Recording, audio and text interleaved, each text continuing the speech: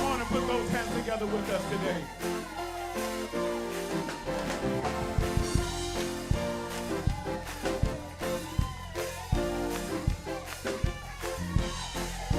The scripture says, enter into his gates with thanksgiving and into his courts with praise. So we just want to give God a little bit of praise this morning. Is that okay?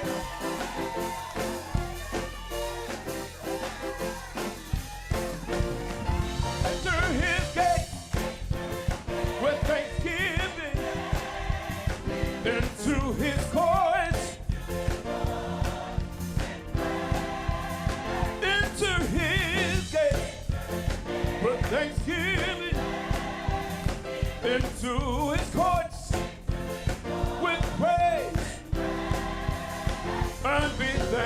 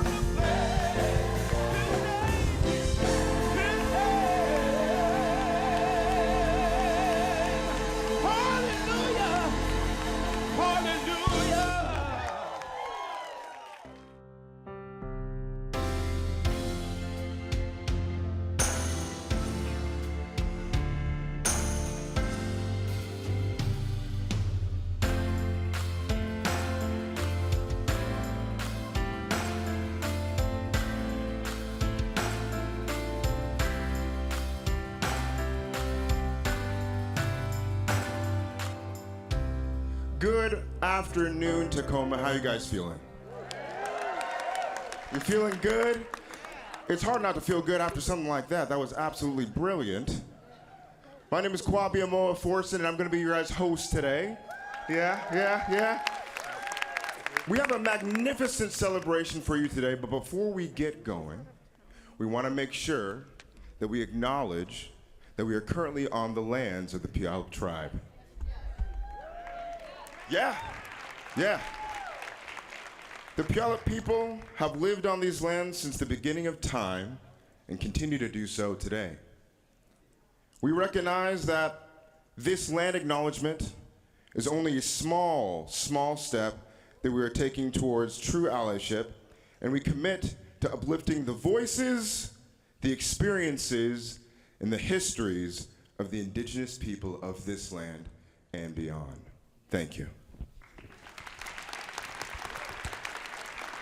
Now, I'm pleased to invite that I want you guys to all stand up, please. If you could stand up if you can. Yes, please stand. For the presentation of colors by the Stadium High School Navy JROTC Color Guard and the national anthem sung by Gray Middle School Choir. Thank you.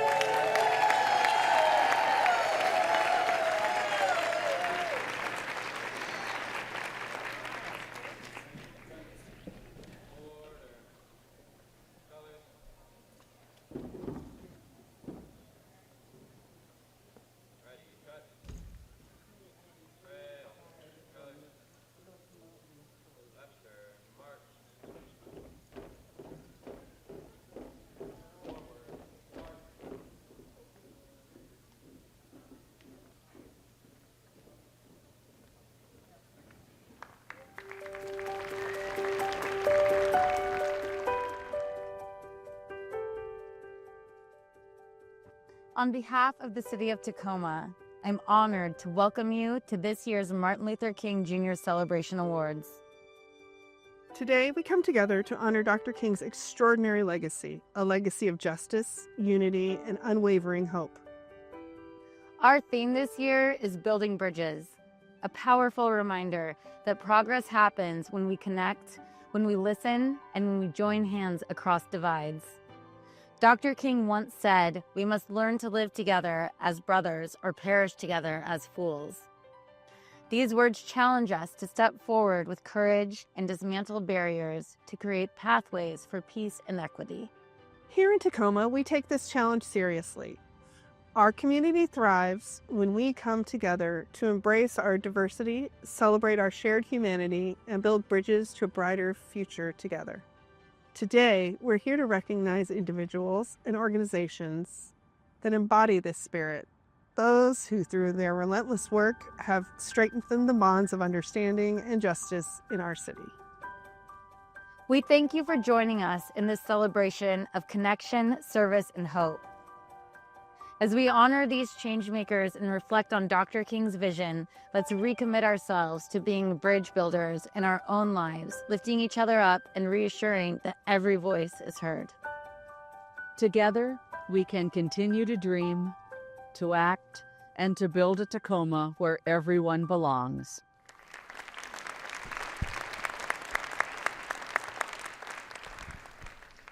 What's going on, Tacoma? You guys look absolutely fantastic. Yeah. Everyone's on their Sunday best. Can you turn to the person next to you and say you look fantastic, please? You really, you really do. You know, an event like this is the most momentous event because we're gathered here today to commemorate one of the greatest leaders in American history.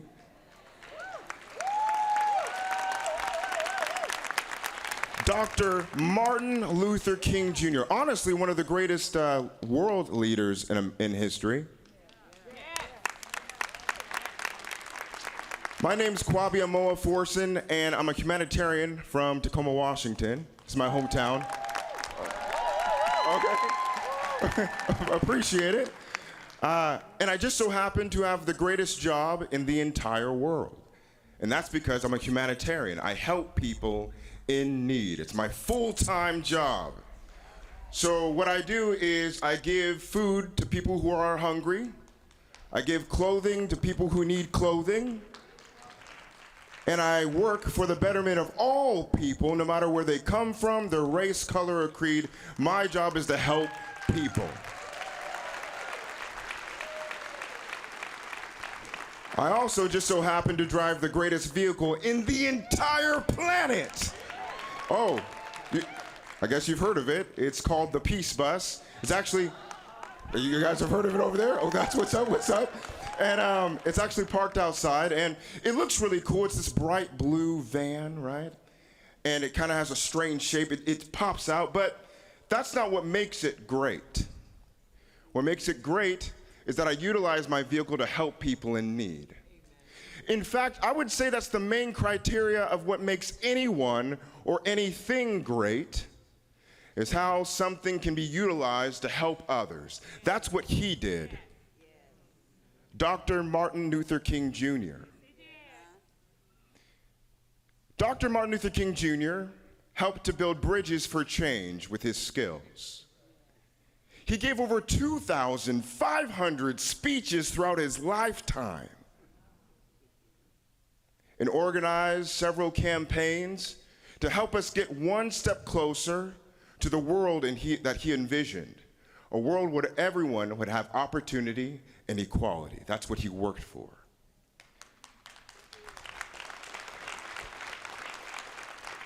And as he was working and doing his amazing, amazing work, the impact grew and grew. And in his later life, he switched from social justice to economic liberation.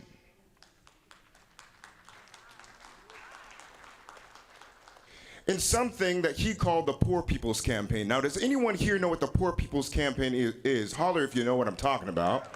Oh, okay, that's great. And if you don't know, I'm gonna break it down for you.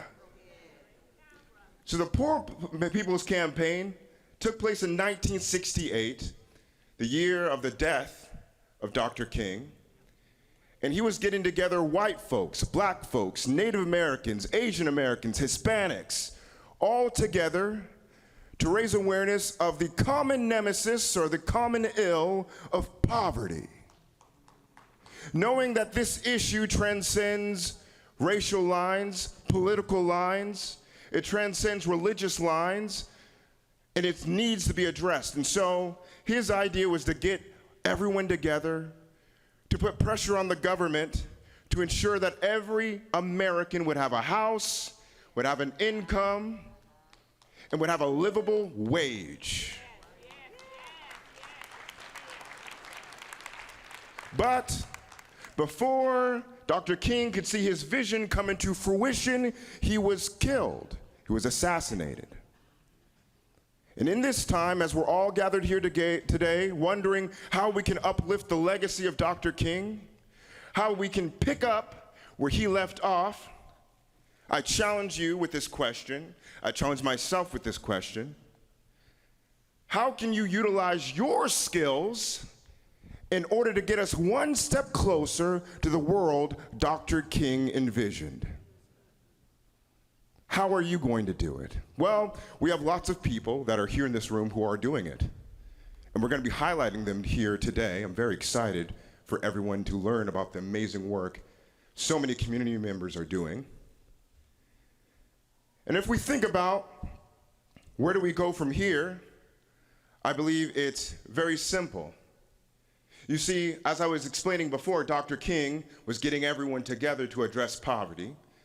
And I believe that the next step for moving in the direction of Dr. King is ensuring that everyone has their essential needs met. How can we live in a society where we want to be the greatest we can when large quantities of our population are held back due to the institution of poverty? We can't do it. For the last 3 summers, I've teamed up with restaurants here in Tacoma, Washington, and in Seattle, and started a campaign called the All Youth Can Eat campaign. And with these amazing, generous, impactful restaurants, every summer we've been able to feed youth for free, so that on every single day of the week there's a restaurant where youth can eat. And in this last summer, thank you. In this last summer, collectively, we fed over 3,000 youth in Tacoma and Seattle. Because how can we expect our youth to be their best when they're held back by the institution of hunger, not knowing where their next meal is coming from? But what does it mean to build a bridge, right? We're talking about building bridges for change. What does that mean? Well, in order to build a bridge, it takes workers. It takes engineers. It takes architects. It takes bricklayers, surveyors, even lawyers, all working together to utilize their skills to make sure we get from one side to the next, building as one. That's one part, but the other part is we have to know where we're going. We can't just be building and going nowhere. We have to know where the destination lies. And I believe that destination is creating this world of opportunity.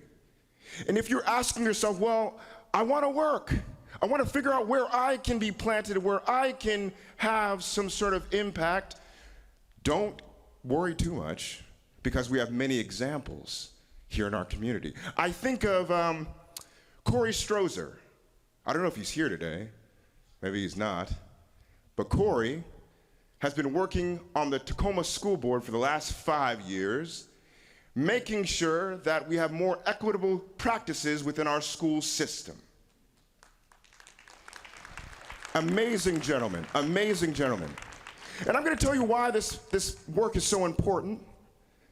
Because does it make sense that a child would go to one school and be less educated than another kid who goes to another school when the solutions we need desperately as a world are embedded in any child, anywhere? We need the cure for cancer. We need new inventions and innovations that are going to transcend humanity. But how can we do that if large quantities of our children are held back because of the institutions of hunger and poverty and racism? See, it behooves to invest in those who are disenfranchised, not for them, but for everyone.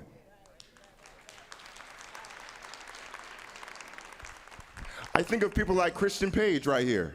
Yeah. Christian Page, I'm convinced the man's a genius. He is a world-renowned poet who's going to be performing here today. Very, very much looking forward to that. He is brilliant. He is gifted. He is diligent.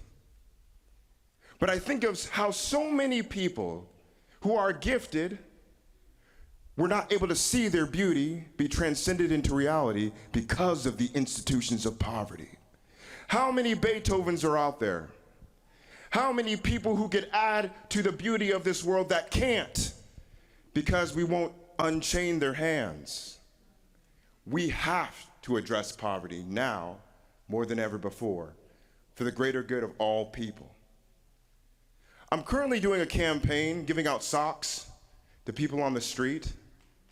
And thank you. People who are experiencing homelessness. And my family's been helping me with this, and we've given out over 5,000 pairs of socks here in the Puget Sound area. And last week, I'm driving my Peace bus. I'm driving around, and a homeless man sees me. He recognizes the bus, and he waves me down, and I hit the brakes, and I roll down the window. He comes up to me. He's a little out of breath. He's like, "Hey, do you have any of those socks, man?" And I'm like, "Oh, yeah, I got a few left." So I reach back, get a pair of socks or two, and I hand them to the man. And in exchange, he hands me $3. He says, "These are the last pairs, this is the last dollars I have, man. Last $3 I have, but I know you help people. I'd like you to help more people. I know that's what you do. I think this is gonna go somewhere to someone who needs it." And for the first split second, I thought, man, I don't need $3 from you. You could keep it. But I looked into his eyes. I realized he was earnest. He wanted to contribute to our bridge.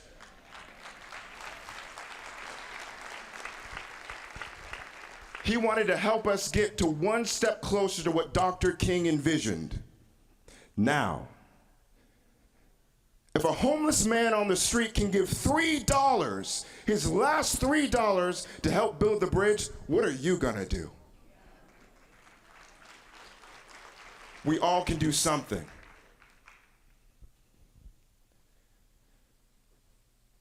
I believe at the end of our bridge is a world where every single person has a seat at the table of opportunity. A world where each of us can add to what Dr. King says, the single garment of destiny. And it's up to us to do it. My name is Kwame Amoa Forson, and thank you so much for coming to the celebration of Dr. King.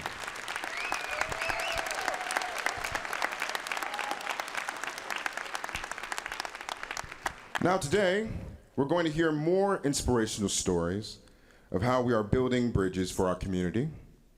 I'm grateful so much to have you guys along for this journey.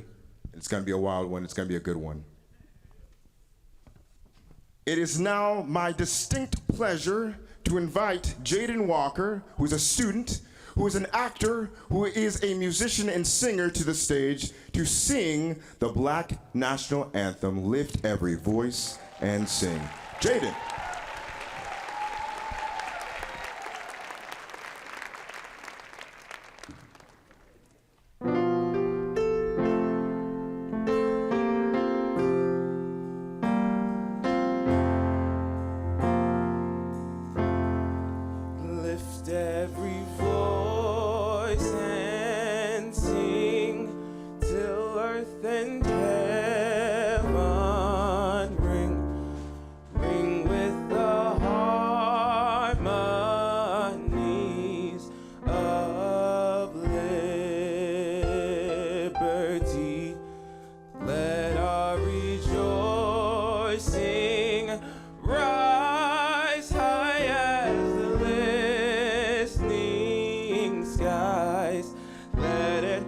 Sound loud as the rolling sea.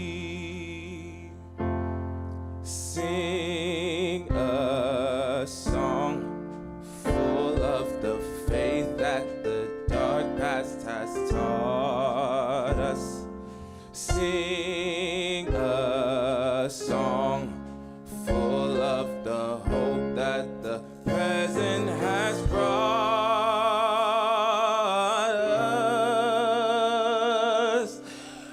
sing the rising sun of our new day begun.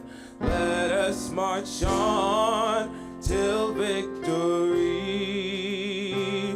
is won. Let us march on till victory is won. Let us march on till victory is won.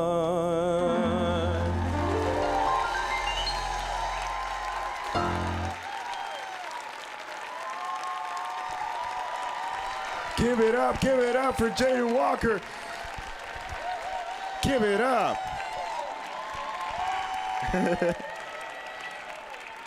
Jaden, whenever you have an album coming out, I'm gonna be your first customer, man. That was beautiful, man. Thank you so much for sharing that with us.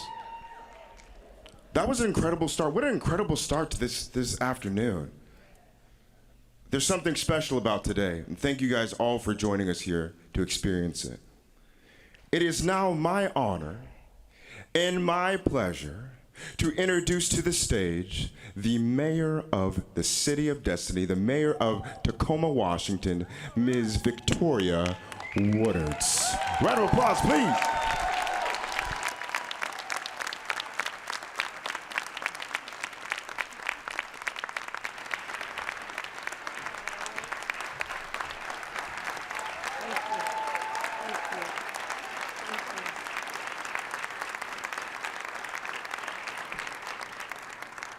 Thank you all so much, and thank you for being here today to celebrate the life and the legacy of Dr. Martin Luther King. It's already been said that I'm Victoria Woodards, but let me tell you, I have the proud honor of serving as the mayor of what I don't just believe, but know is the best city in the entire universe, and that is Tacoma, Washington. This is a day that not only honors Dr. King's legacy, but it calls on each and every one of us to continue to carry on his work. It calls on each one of us to make sure that we continue to pursue justice, equality, and unity. Now, we talked about bridge builders, and that's this year's theme. But truly, this community would not be what it is without all of you and without all of the bridge builders that you all are. But I want to take this moment to just recognize some special bridge builders in our community. And I want to ask, first of all, the Tacoma City Council to please stand and remain standing. I'm going to ask the Pierce County Council to stand and remain standing. I'm going to ask the Metropolitan Parks Board to stand and remain standing. I'm going to ask the Tacoma School Board to stand and remain standing. Are there any judges here? I'm going to ask you, any elected judges here? I don't want to miss anybody. Any other, I know there's 2 elected officials I didn't call, I didn't forget you. Are there any other elected officials in the room except for the 2 I'm going to call out specifically? All right, you all may be seated. And then I just want to recognize newly elected officials. First, our former city council member and now Pierce County's assessor treasurer, Marty Campbell. Marty, please stand and be recognized.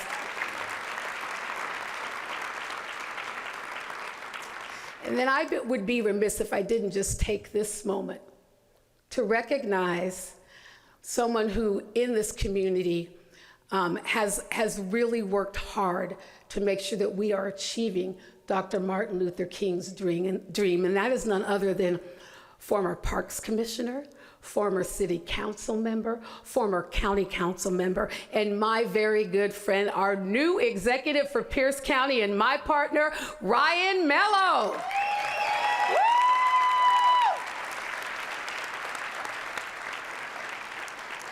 I am so looking forward to the work that we're going to be able to do this year, to really not just make Tacoma the leader, but to make Pierce County our leader, because while we may be Tacoma, we are in Pierce County. I look forward to our continued partnership together, Ryan. Then I just quickly want to recognize just a few others, and I want to just recognize Jessica Johnston and all of the members of the Events and Recognition Committee. Would you please stand? CERC members, would you please stand and be recognized?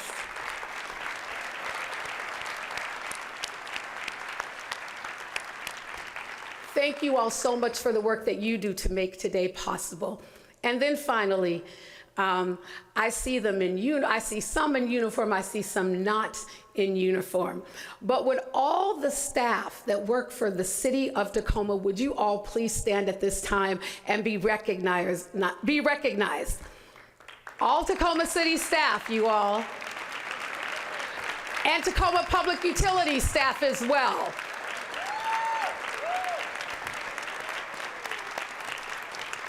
You all, these are the people who work every day on your behalf. These are the ones that when you get home and turn on your lights, that they work. These are the ones that when you turn on your spigot in the kitchen, that water comes out.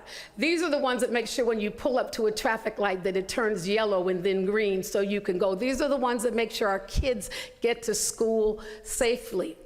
These are the ones who help build housing and take care of those who are less vulnerable in our community. So really, will you join me in showing some love to the almost 4,000 people who work at the city of Tacoma in only the way Tacoma can?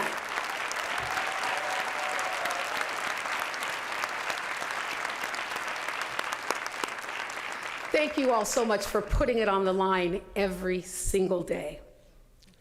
Now, we talked about Dr. Martin Luther King being a bridge builder, and he dedicated his life to connecting communities, to fostering understanding, and to breaking down the barriers that divide us.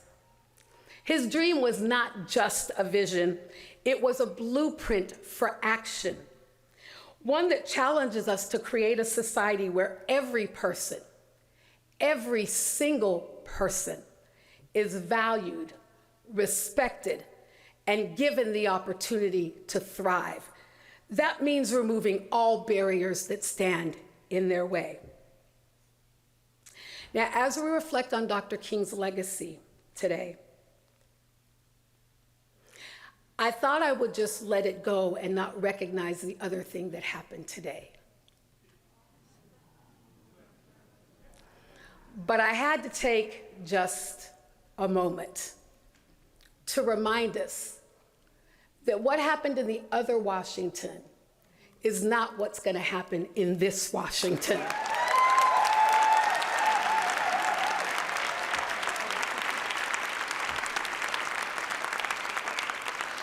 I remember 8 years ago around this very same time when I was thinking about whether or not to run for mayor. And this same day that happened today happened 8 years ago. And I remembered in November when the results came out, and I said to myself, I won't be able to control what happens in the other Washington. But if I step up to run for mayor, I can have a hand in what happens in this Washington, in this city. And while this is my last ML King program as your mayor, this is not the end of the work. I promise you for the next year, as I have for the last 7, to wake up every day challenging myself and asking myself and my council, what can we do? What can we do to make sure that Tacoma is a city where every person has access, regardless of their color, where they come from, or who they love?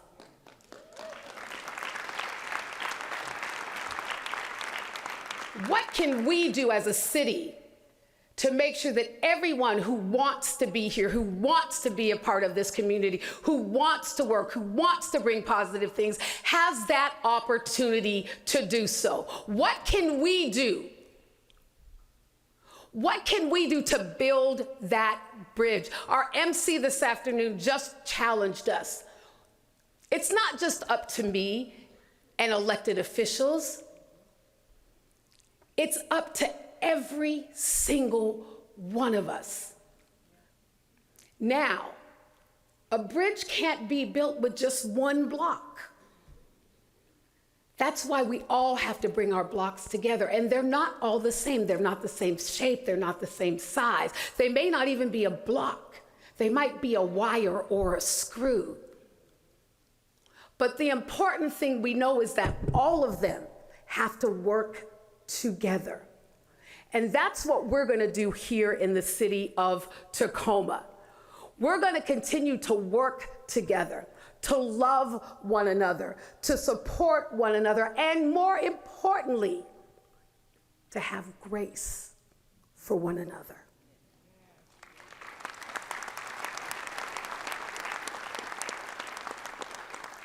And it requires more than me standing here today and challenging us. It demands action. And trust me, I know, stepping out front to use your tool may not always be comfortable or easy, but it is necessary. It demands that courage that is deep inside of you. And it demands a commitment of your own to work together with others. It means connecting across differences and standing in solidarity with one another and ensuring that no one is left behind. It means dismantling systemic barriers and creating pathways to opportunities for all. It means fostering dialogue and listening with empathy and recognizing that our collective strength lies in our unity. You see, Dr. King's call to action, I would say is even more urgent today than it was when he first called it. The fight against racism and injustice was not and is not a moment, but it is a movement that we must all get behind and continue to push forward, and a shared responsibility, as I've said already, that belongs to each and every one of us. So today I challenge us, just as Kwabi has, to pick up your tool, to pick up your contribution, and not to sit on it and hold it, but to use it to make Tacoma even better. A quote from Dr. Martin Luther King, and it came to me especially in this day. It says, darkness cannot drive out darkness. And I guarantee you there will be some dark days ahead. But I will tell you this, that only light can do that. And that means that we must be the light. We must be the light. When darkness comes, we must shine. We must be the light to those who can't see their way forward. We must be that. And then he goes on to say that hate cannot drive out hate. But only love can do that. So let's love one another. Let's be together in community with one another. Let's work together. Let's build that bridge so that our children and our grandchildren and our grandchildren's grandchildren will have an opportunity to live in a city that we have helped them build, where they know that they can truly live out what it means to be a Tacoman. And that is to be able to achieve your destiny in the city of destiny. Happy Martin Luther King Jr. Day, everybody.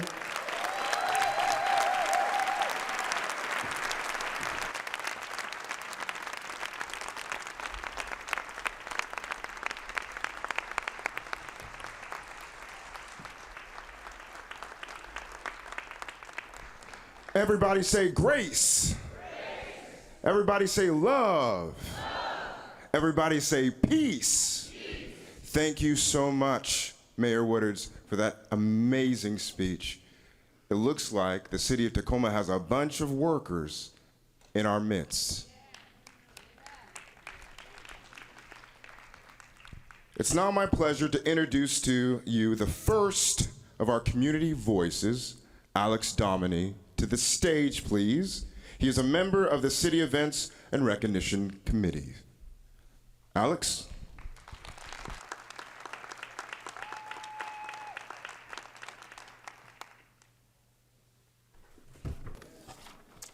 It is my honor to join you in celebrating the legacy of Dr. Martin Luther King Jr. His work gives us guidance in a world still reaching for unity. His words, his mission, his spirit still calls to us, still inspires us, and still demands more from us. Dr. King once said, "Fear is a powerful force that can divide us, stoke hatred, and keep us from moving forward. But it is courage, bravery in the face of adversity that allows us to face that fear, stand firm in our convictions, and work toward a more unified, just society." Fear is a force that we've all felt. It lies to us. Fear tells us that our differences are too deep, that our pain is too personal, and that our struggles are too separate. Fear tells us to stay in our corners. Fear tells us it's better to hold on to what divides us than to embrace what could unite us. But Dr. King saw fear for what it was: division. Division isolates us. Division limits us. Division keeps us strangers to one another. Division keeps us from reaching our full potential. Unless there is a bridge over fear, Dr. King gives us a bridge. It's courage. In moments when fear divides us, courage connects us. Courage is reaching out instead of retreating. Courage is standing firm when your legs shake. Courage gives us the courage to look injustice in the eye and challenge it. Courage gives us the spine to confront hard truths. But be clear that courage is not the absence of fear, it's what we do in spite of it.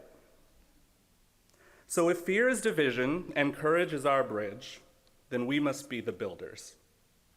Building bridges is not easy work, but it is necessary, and it begins with each of us and lands with the person next to you. Where in your life is there a bridge waiting to be built?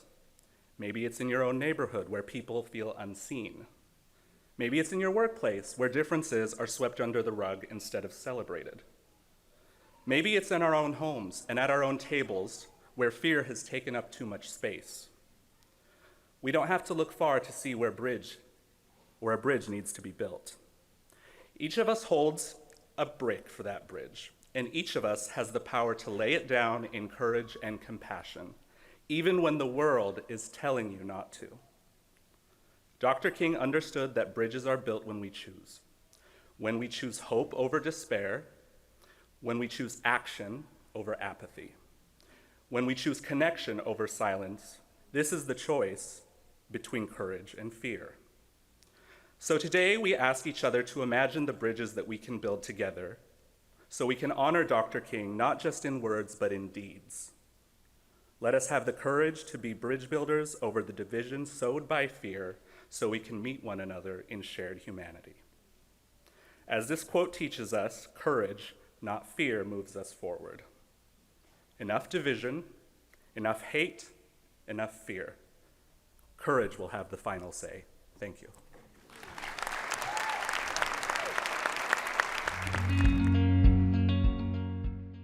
My name is Brendan Nelson.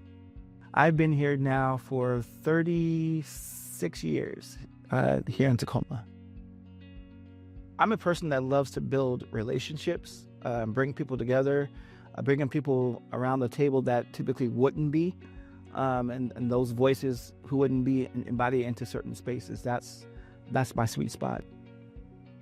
The Affordable Housing Ministry at Peace started in 2015. We purchased 2 homes that is now turned into 4, and really has been about how do we support families who have been displaced or in danger of being displaced and welcome them back home. This is a traditionally Black neighborhood, and so we need to amplify that history and that story. And this is a tiny piece of what is happening across Tacoma, but this is how God has called us to show up. We've been fortunate to have some amazing members who have given tremendously, whether that's financially, whether that's through helping us cut costs through some maintenance work that needs to be done or upgrades on the homes. My name is Alex Tennyson. I'm from Tacoma, Washington. I really assist those that are in transition that, may be unemployed. They don't have housing or shelter, and they need income. We've done full remodel projects, painting, flooring, carpets. I would say the best thing for people to do is come together as a collective and build their infrastructure together. We meet people where they are. Come as you are. We don't judge you and do anything like that. We want to welcome you in. The Peace Garden is stewarded by our young people here at the church. And it was their vision of saying, well, why aren't we taking the food from the garden and harvesting it and using it for the meals on Fridays? My name is Craig Cogger, and I live in Tacoma. I've lived here for about 15 years. I was a soil scientist. I'm retired now. We grow vegetables that we can use in the community meals, ones that are relatively easy to grow and harvest. To see that and knowing that young people have been leading the effort in keeping the garden maintained, they see the significance and power in making sure folks are fed. We don't learn by just sitting in our own spaces. We learn by getting out and connecting with others. Hello, I'm KJ Williams, and I am the CEO and co-founder of Rise With Us. And I'm AJ Williams, co-founder and managing director. We exist to help organizations and individuals advance equity and justice in whatever way that seems natural and real to them. So we first got involved with Peace via a request to work with the church council and deliver a cultural humility workshop. We facilitate very deep dialogues, and we allow ourselves to be transformed in the process and to participate. Bridge building happens through hearts and minds. So coming into Peace, it was easy. It was easy because the hearts and minds are aligned, and the desire to truly live out the tenets of their faith is present. I've helped to build bridges, and I have to step on that to get to that other side, right? You can't just build it, but you have to do the work to ensure that that things are in place, right? And so for me, it's if I'm connecting with someone, that's building a bridge, but I want to make sure that that relationship is tight, it's sustainable, right? But then if I build it, how can I work with other people that know how to build as well? Give it up, round of applause, please, for Alex Dominy, Peace Community Center, from start to finish, and Rise With Us. Each year, the City of Events and Recognitions Committee receives nominations for the prestigious Martin Luther King Jr. Community Service Award. The awardees selected to receive this honor exemplify the commitment to the legacy of Dr. King. Please help me welcome Jessica Johnston, Chair of the City Events and Recognition Committee, to introduce to you this year's nominees.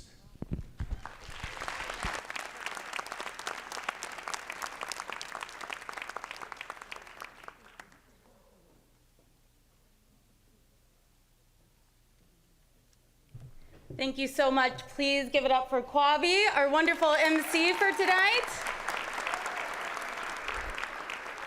Before I get started with my introduction, I just want to say how grateful I am to have his voice here with us today. I am the chair of the City Events and Recognition Committee, and we love these award shows. We love everyone that participates. And this year we needed a new host, because sometimes we all get new people in our lives. I was really happy that Kwabi was willing to come in and give his voice of peace, of excitement, of leadership to all of us here today. So yes, please give a round of applause. Kwabi and I first got together for the MLK Awards in 2020, I believe, and our theme then was hope and healing. We've gone from hope and healing to rising above, to building the blueprint, to now building bridges. I really hope that all of you take the leadership that's in this room, whether it is someone that was elected or someone that is just your neighbor, and realize what a wonderful city that we live in, full of hope and destiny. Thank you.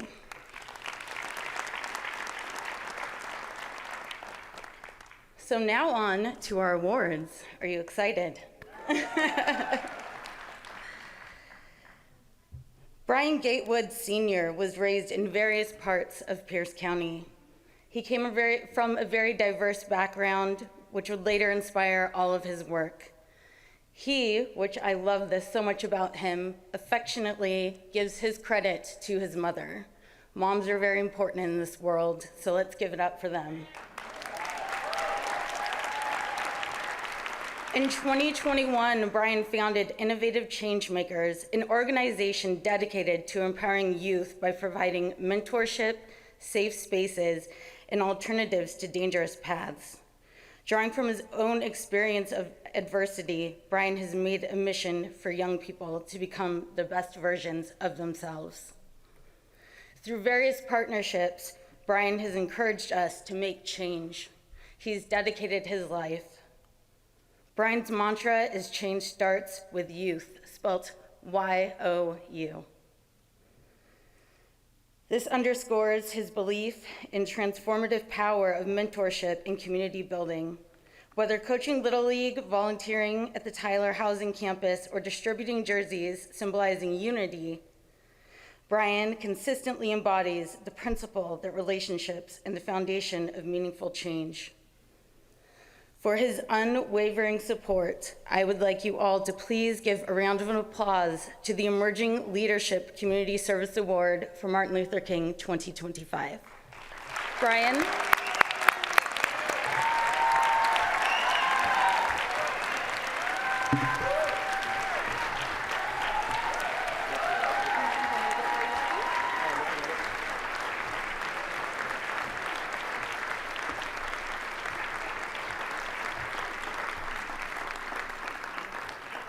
First off, I'm truly honored.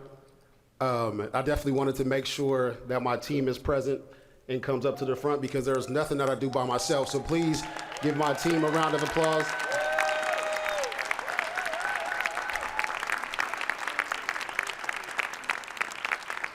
And again, just thank you. Thank you for allowing me to do what we do here in community and to show up in these spaces and provide the resources that we do. So that's it for us, but definitely give us another round of applause. I'm not long-winded. Hey, I'm not long-winded at all, you know, but definitely appreciate y'all and much love.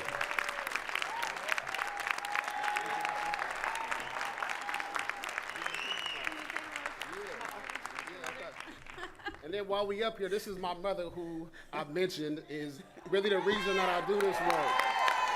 Yeah. Definitely, she's been in community giving back since I can, as long as I can remember. That's right.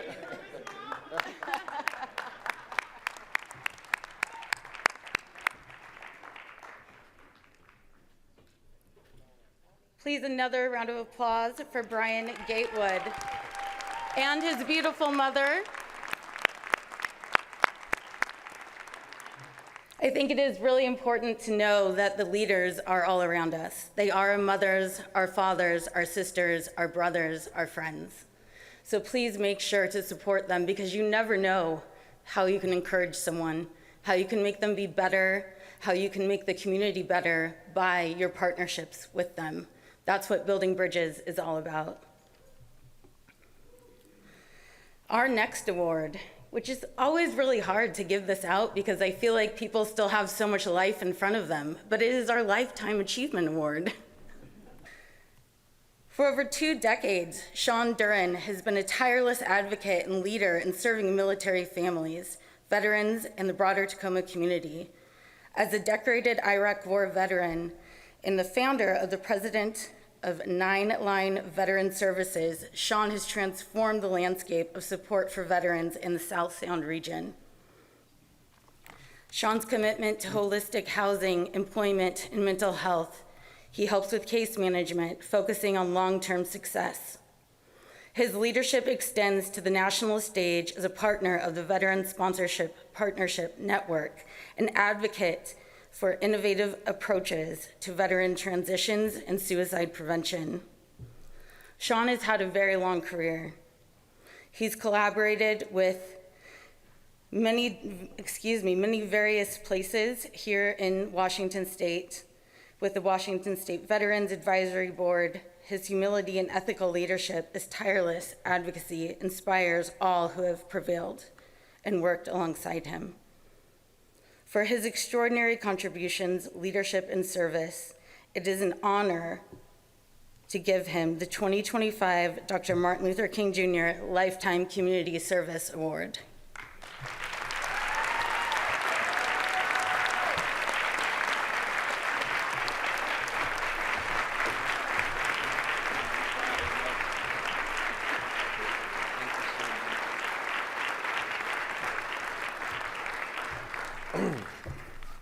Wow. First of all, hey, City of Destiny. Great to see you guys. And just on a complete selfish note, Ryan, I heard you got a promotion, so congratulations. The last text we had, I know I invited you to lunch, but only seems fair maybe you know. All right. Lifetime service. I mean, I'm 38, folks. Us Army vets do it, Mayor, you know. Ladies and gentlemen, esteemed colleagues, family, and friends, I stand before you today with gratitude and humility as I accept the 2025 Martin Luther King Jr. Day Lifetime Service Award. It is an incredible honor to be recognized in a city that embodies the spirit of service and in the legacy of a man who dedicated his life to the pursuit of justice and equality. Reflecting on my own journey as a man of God, a father, husband, community leader, I am reminded of the words of Dr. King, who once said, "To be a Christian without prayer is no more possible than to be alive without breathing." Prayer is indigenous to the human spirit. It represents a throbbing desire of the human heart. Never make prayer a substitute for work and intelligence. The moral and ethical principles of Dr. King, the actions and the sacrifice and persistent driven by his faith, have been the driving force in my own path and inspiring me to serve my community with passion and purpose, while leaning strongly on those I love most, my wonderful wife, Stephanie, who's here today, my 3 kids, oh yeah, my 3 kids, my loving, amazing children, Devin, Lucas, and Maya. I'm so blessed. Service, in its essence, is about connection. It is about recognizing the shared humanity in each of us, regardless of our backgrounds, our circumstances. As I look around this room, I see the tapestry of diverse faces, each representing stories of struggle, resilience, and triumph. Together we weave a narrative of hope and progress, one that Dr. King would be proud to witness. I want to take a moment to acknowledge the incredible individuals and organizations that have stood beside me on my journey. To my family, thank you for your unwavering support and love. To my friends and colleagues, your dedication and commitment to our shared vision has been a constant source of inspiration. And to the countless volunteers and community members here today who have joined us in this work, you are the heartbeat of our efforts. This award truly belongs to all of you. As I accept this honor, I am reminded that our work is far from finished. As the mayor was kind enough to point out earlier, The challenges we face today, inequality, injustice, and division, remain as urgent as ever. It is our responsibility to continue that work that Dr. King championed. We must challenge ourselves to be bold and courageous and to stand up for those voices who have been silenced. Let's not forget the change begins at the grassroots level. It starts with conversations, with understanding, and with compassion. I urge each of you to find a way to serve, engage with your neighbors, and uplift those around you. Together we can create a Tacoma that reflects the values of equality, justice, and love Dr. King envisioned. In closing, I want to leave you with one final thought. The accurate measure of our lives will not be found in accolades or awards, but in our impact on others. Let us strive to leave a legacy of service, one that inspires future generations to carry the torch of justice and compassion. Thank you, Tacoma, for this incredible honor. Let us continue to work together, hand in hand, to build a brighter future for all.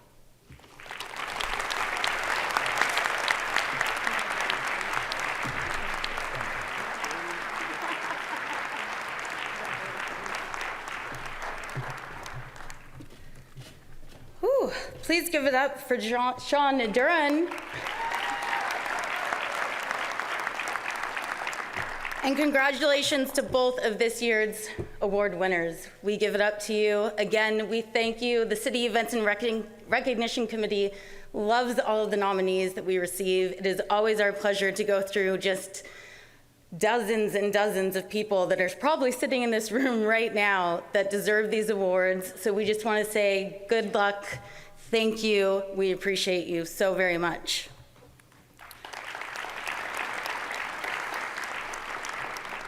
So right now is probably my favorite portion of the show because it's going to get spicy. Are you ready? I'm serious. Are you ready? Yeah? Are you guys ready over here? Over here? Mayor? Christian Page is a community leader who believes in the power of education and art. Page is a poet, an educator, a speaker who currently serves as Tacoma's Poet Laureate. I've gotten the pleasure to meet him several times, and once I even got one of his poems folded in his pocket, handwritten, and it was wonderful. There are some spicy times ahead of us all, but together, building these bridges, we can definitely make through. So please, ladies and gentlemen, with my most excitedness to get this room hot and ready, give it up for our Poet Laureate, Christian Page.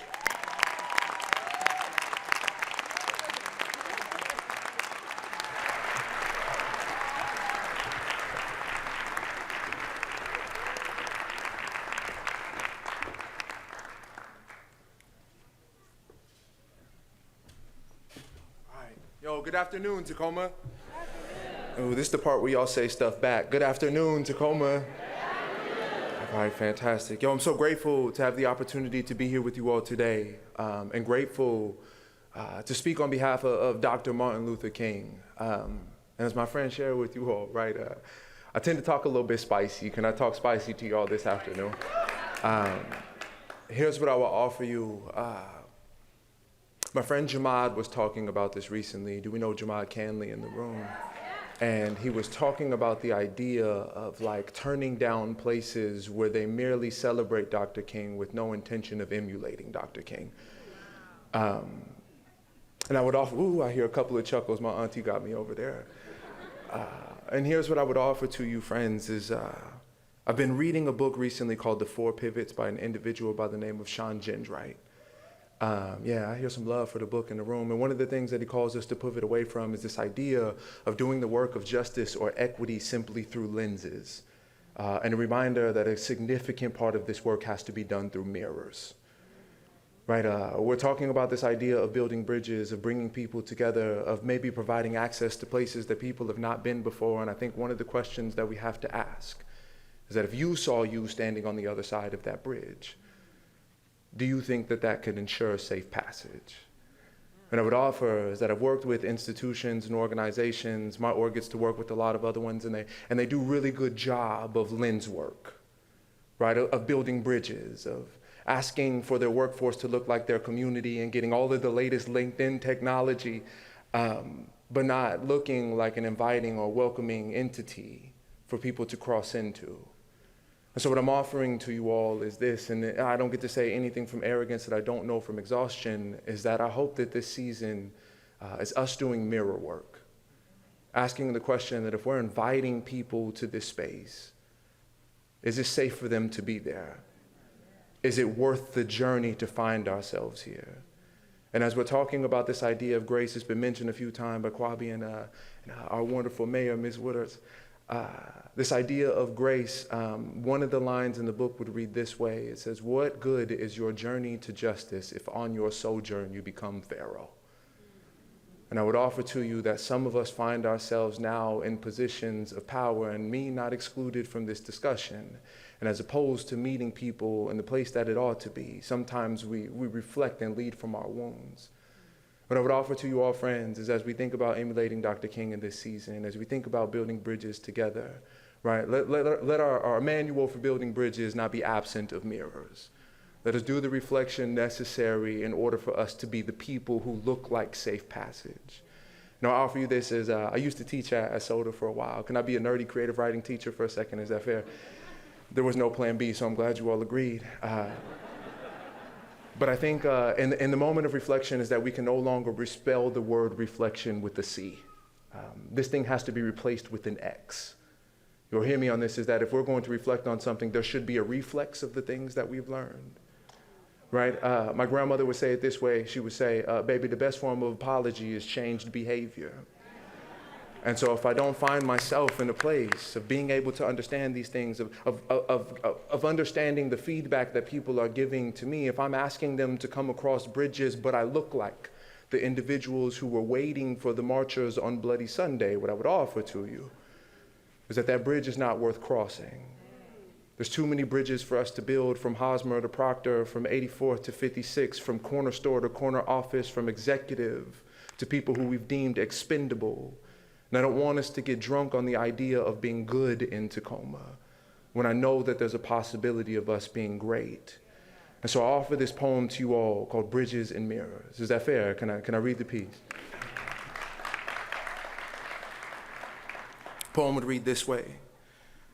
It says, when you ask someone to cross a bridge, you're making three inherent promises. One, that the bridge is sound. Two, that the architects held the best interest in seeing you reach the other side. And three, that if you choose to cross back over, you can return unharmed.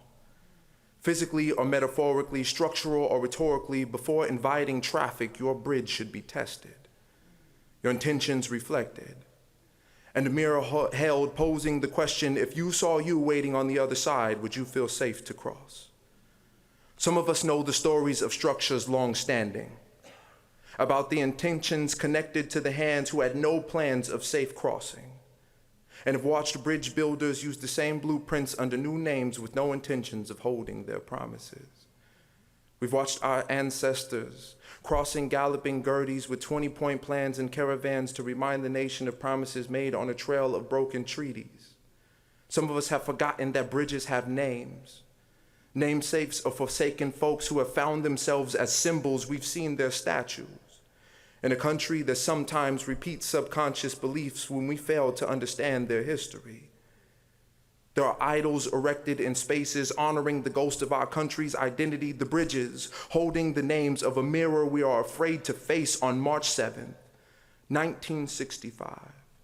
Two groups stared into each other's eyes as the rights written in the country's constitution hung in the balance, the setting, the spine of a grand dragon, Edmund Pettus, a bridge named after a Klansman, the characters, ordinary people who knew what would happen if they challenged the status quo and dared to say that their humanity mattered, to exercise their political rights, to say that there's no way Jimmy Lee Johnson should have died, John Lewis, Dr. King, and many others in between who held up a mirror for a reflection to be seen, and seen it was. Met with dogs and billy clubs, their feet standing on the scales of a fire-breathing spirit, and the receivers serving as incarnates of their bridge's namesake. This afternoon became known as Bloody Sunday, a central text in the studies of tragedy and perseverance, an invitation to remember that not everyone will have adherence to the rules of bridge building, that appearance and integrity are not the same thing. Because of courageous interpreters, we know how to spot faulty bridges. We've watched the names change and the scenes repeated, and watched our ancestors slay dragons with nonviolence, and watched, and as some watched in indifference, they attempted to cross again and again, proving that justice is a game of consistency, that sometimes you have to stand in the face of dragons and broken promises just so your descendants don't know the same misery, that you have to cross bridges that never intended safe passage and return to tell your side of the history. The story of civil rights is not a story of sound infrastructure, but one of strong feet who tight-roped on the narrow promises of equality the next time that you go to build a bridge. Make sure that your blueprint includes a mirror, that you're not building with the dehumanizing tools that always seem to bleed into good intentions. Make sure that safe passage is more than an aspiration, more than a statement on a website or a flag in a window. Make sure that your promises aren't retractable, that you won't pull up the drawbridge after you finish building a moat around the resources. Make sure you are aware of how taxing it is to pay the toll to cross. Make sure that your promises are permanent. Build your bridges with integrity, because some of us know what it takes to cross bridges whose receivers have never used a mirror. If you're going to build a bridge, make sure your commitments are sound, intentions are pure, that crossers are safe, and ask yourself the question, if this bridge was named after you, if you saw yourself standing on the other side, would you be certain that it was safe to cross? Peace, friends. Thank you.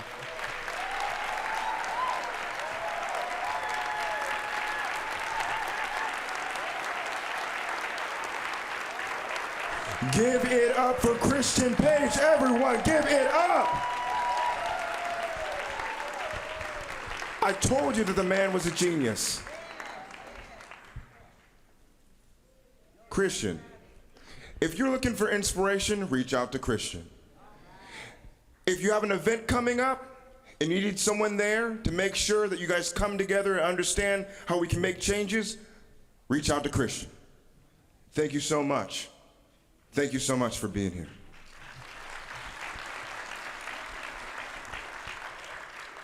I want to congratulate all the community service awardees. Can we give a round of applause for them again, please? Incredible work. Again, if you're trying to find out how you can tap into the community and utilize your skills in order to help build bridges, look no further than all of the awardees and Christian Page, please. It's now my honor to introduce to you our next community voice, Lucien John Crocco, president of the Stadium High School Indigenous Club. Come on up.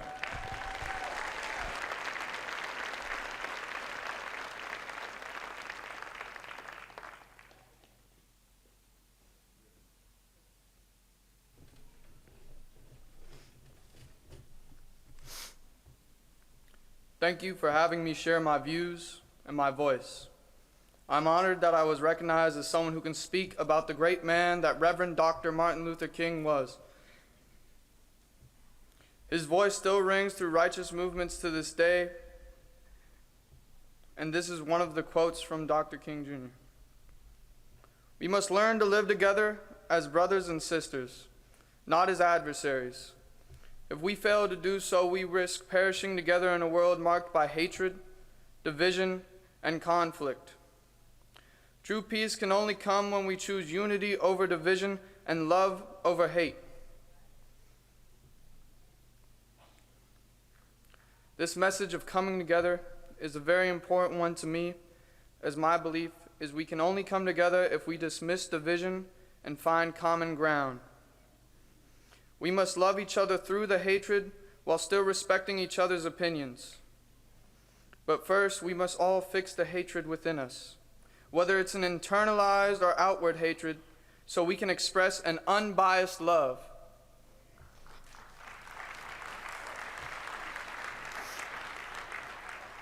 and express this love not just towards ideas or groups, but express it to each other as humans who all go through struggles. As Dr. Martin Luther King Jr. once said, we all feel discouraged. And still today, this feeling lingers. It's been long overdue for us to put aside our differences and love as one, but still recognize the beauty in every single person's diversity.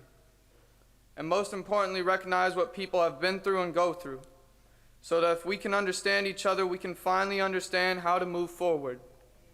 Thank you.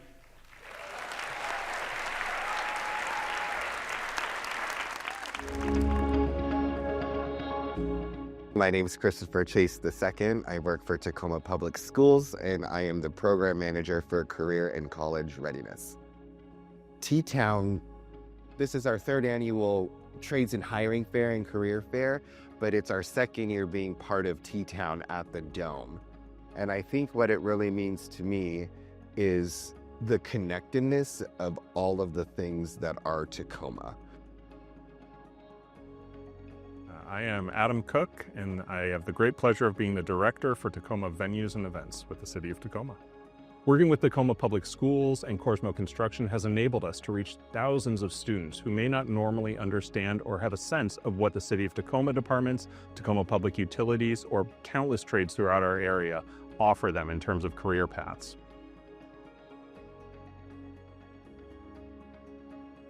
So my name is Tulelu Shaba. I'm the Director of Diversity and Community Outreach with Cosmo Construction. I also am in charge of workforce development. That means recruiting not just from your four-year colleges, but recruiting locally from two-year colleges, from your pre-apprenticeship programs, and in charge of the internships. The favorite bridge that I feel like I've created in the community is removing that intimidation factor when it comes to the workforce, when it comes to the trades. But how do you actually know about the trades? You know about the trades because there is someone in your family or in your community that has done trades. And we know that kids from marginalized communities, that is very rare. You're not going to know anyone that has done the trades. So when kids actually, we go to them, they see someone that looks like them, they see women carpenters, they see women who are in charge. They were like, oh my God, like, yes, as a woman, I can actually go into construction. Yes, as a Black boy, as a person of color, I can actually go into construction. There are other people that look like me. My name is Herbert Mendoza, and I go to Idea High School, and I'm a senior. So it first started off my sophomore year, and it was through the career fair. It's where I first saw Corsmo Construction, and I was interested in working with them. I also had like the opportunity to work with TCF Architecture in January because of like the stuff that I learned with Corsmo, like the project management. Right now, what I want to do is construction management, so more on like the office side instead of like working and like doing this stuff, because my dad, he used to be a framer, and I used to do a lot of work with him. I feel like if I didn't have like an internship with Corsmo, I feel like I want to be the same person. I think I keep myself motivated by like my parents. When my parents like first came to the United States, hearing like those stories, I wouldn't want them to go through those stuff again. It just like motivates me like to become like the best version of myself. I hope to leave like with a lot of knowledge and like prepared for like the real world, and like actual like working on like real projects, and like having that pressure on you with those projects. I'd want to like be used to that pressure, because I know a lot of people, they can't handle a lot of pressure and like they give up, and that's something that I probably I wouldn't want to do. I don't want to give up. I think the relationships that Tacoma has are some of the strongest, because the people who are here doing the work really want to be here doing the work. And when you get commitments from organizations, local businesses, the school district, the tribe, the city, like, it's not just, I'm gonna say I'm gonna do it, I'm gonna show you I'm gonna do it. And I just haven't experienced anything like this in my life. Give it up, yeah. Big thank you to Tacoma Public Schools, Tacoma Venues and Events, and Corsmo Construction, as well as Idea High School. Can we give another round of applause, please, for them? Thank you. Incredible work, incredible work. And right now, I would like to invite Ms. Victoria Woodards, our mayor, back to the stage, please, to give out her Special Recognition Award. Thank you.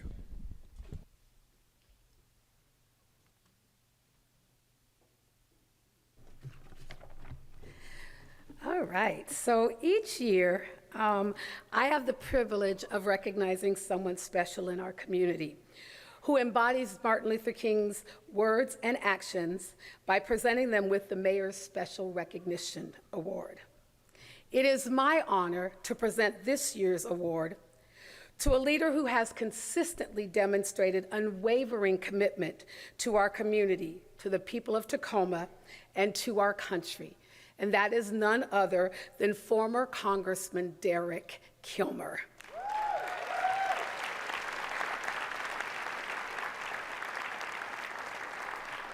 For over a decade, Derek served our city in Congress with distinction, advocating for policies that have driven economic growth, supported our local businesses, and addressed the unique challenges facing our region.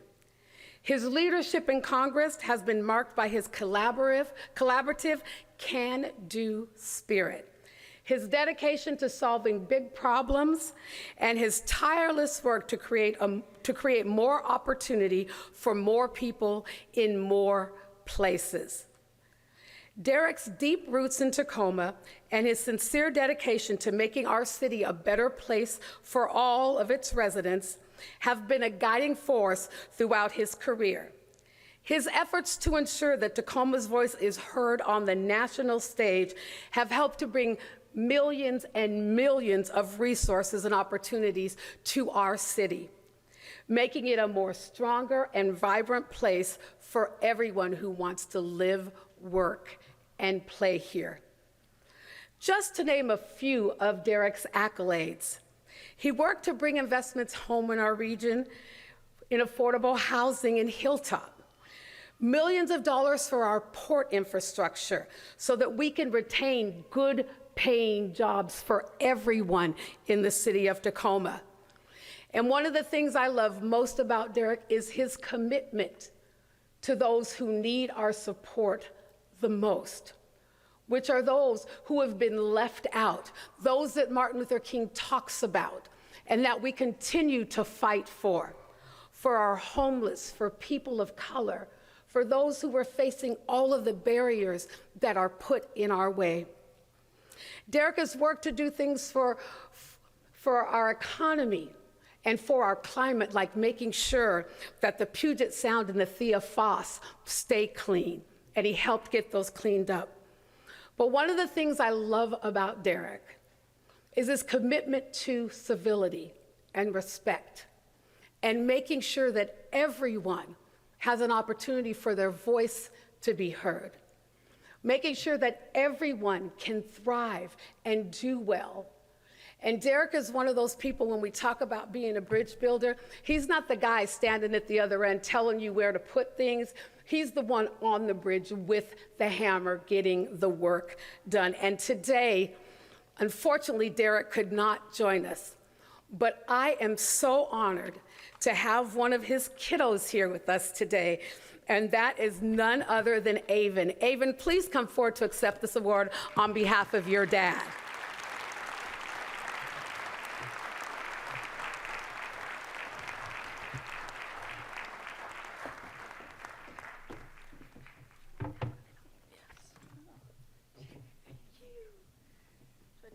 All right, you gotta speak. I'll hold it.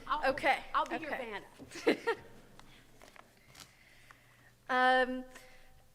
As Mayor Woodard said, unfortunately my dad cannot be here, so I'll be reading this on his behalf. So before you say, Avon, you're an amazing speechwriter, I will say, no, that's all my dad. Friends, I'm sorry I could not be there in person. Earlier this month, I started a new job at the Rockefeller Foundation, and I have to be in Washington, D.C. for that work. I've asked my kiddo, Avon, that's me, to read my remarks today for a number of reasons, in part because at 15, Avon has already committed to the cause of social justice, and in part because on this... and in part because on this important day when we honor and remember Dr. King, it is important to ensure that this day is not only a day of celebration and appreciation of vital work done in the past. Rather, it is important that this day be a call to action for the present and for the future. Someone who has been a great leader for a long time and who has been focused on the future is Mayor Victoria Woodards. I want to thank her for being an extraordinary leader, someone who has championed the needs and the dreams of every resident of the City of Destiny throughout her tenure in public service. I want to thank her for being a leader who thinks of new solutions to old problems. And I want to thank her for this profound honor. And most importantly, I want to thank her for being my friend and my partner.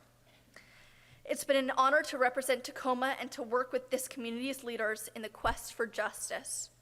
When I look at organizations like the Urban League, the NAACP, the City of Tacoma, our local churches, our Chamber of Commerce, and other entities, what I see are partners in doing the work.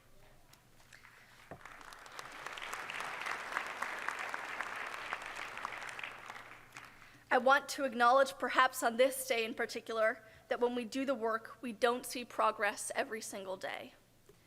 We may see governmental actions, election outcomes, and court decisions that shake our faith. But my late colleague, John Lewis, reminded us that, as the saying goes, a setback is just a setup for a comeback.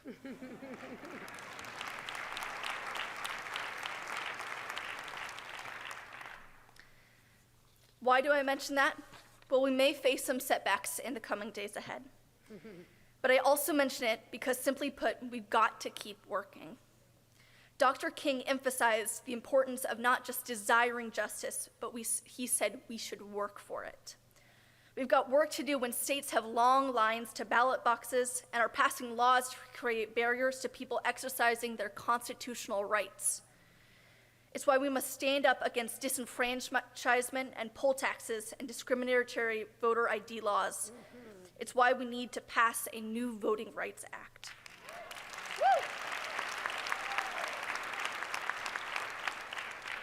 We have got work to do when we know that education is the door to opportunity.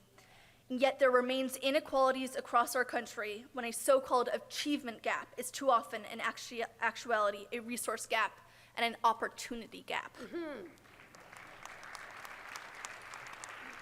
We have got work to do in the most prosperous nation on the planet. Too many Americans live on the financial brink. We must embrace a simple principle: equal pay for equal work. That's right. And we must stand up for better wages so that someone who works hard doesn't need to struggle simply to put food on the table. We have got work to do to keep America safe, to ensure that in the United States of America, a broken taillight does not mean a death sentence. That's right. To ensure that when we tell our young people to say no to trouble, we are giving them positive things to say yes to. And to stand up against the scourge of gun violence that has impacted too many families. Right. My friends, we have got work to do, and the work is never easy. That's why it's called work. On days when it's tough, and maybe on this day in particular, we should remember Dr. King's reminder, my favorite quote of Dr. King.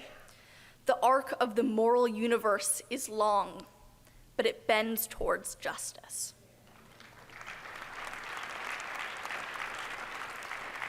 We should also remember that the bending of the arc doesn't happen on its own. It happens when people work together to bend it towards justice. And that is a call to action for every person in this room and in this country. Thank you to the mayor and to the people in this room for being committed to that cause, and thank you again for this honor.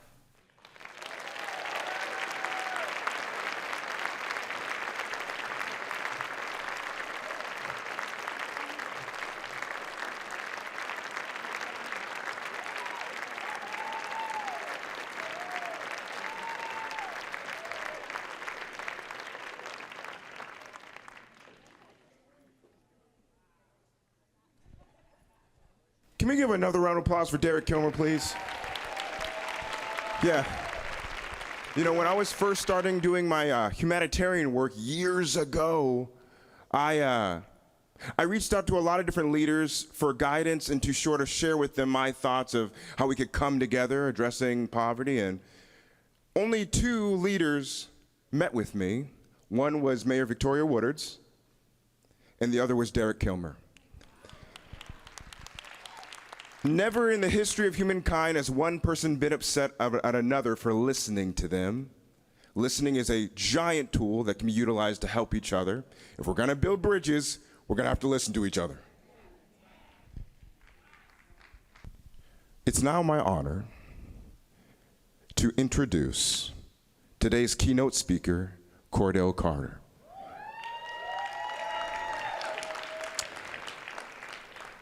And I have a great passage of information to let you know about him. Incredible work.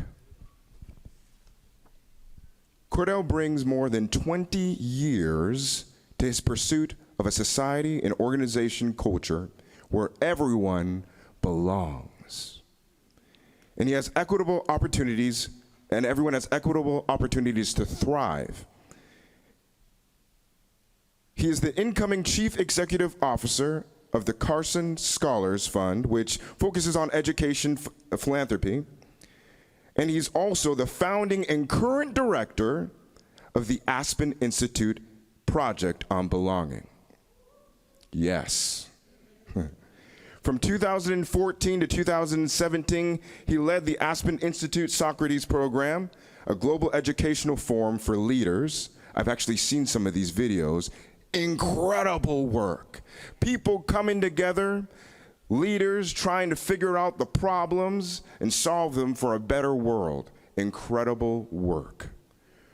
Cordell also founded the Festival of Diaspora, a Columbia-based convener for diasporic communities across the Americas. Before his current roles, Cordell held leadership roles with the Techtown Foundation, Bill and Melinda Gates Foundation, Seattle Public Schools, Business Roundtable, National Alliance for Public Charter Schools, and IBM Corporation. He's done a lot.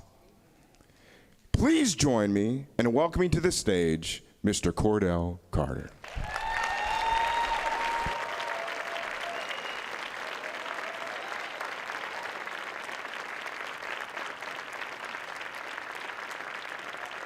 Everyone, good afternoon. How's everybody doing today? Let's try that again. I flew all the way across the country. How are we doing today? Well, this is homecoming, so I'm gonna get really comfortable with you. I first came here, I met Mayor Woodard, my goodness, early 90s. She was fresh out of college, and she was a volunteer with the Afro-American pageant of Pierce County.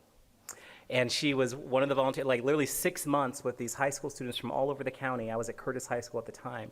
And so a life of public service is her resume. And so I give you all the honor and praise for this amazing tenure you've had as a servant leader here at the city of Tacoma.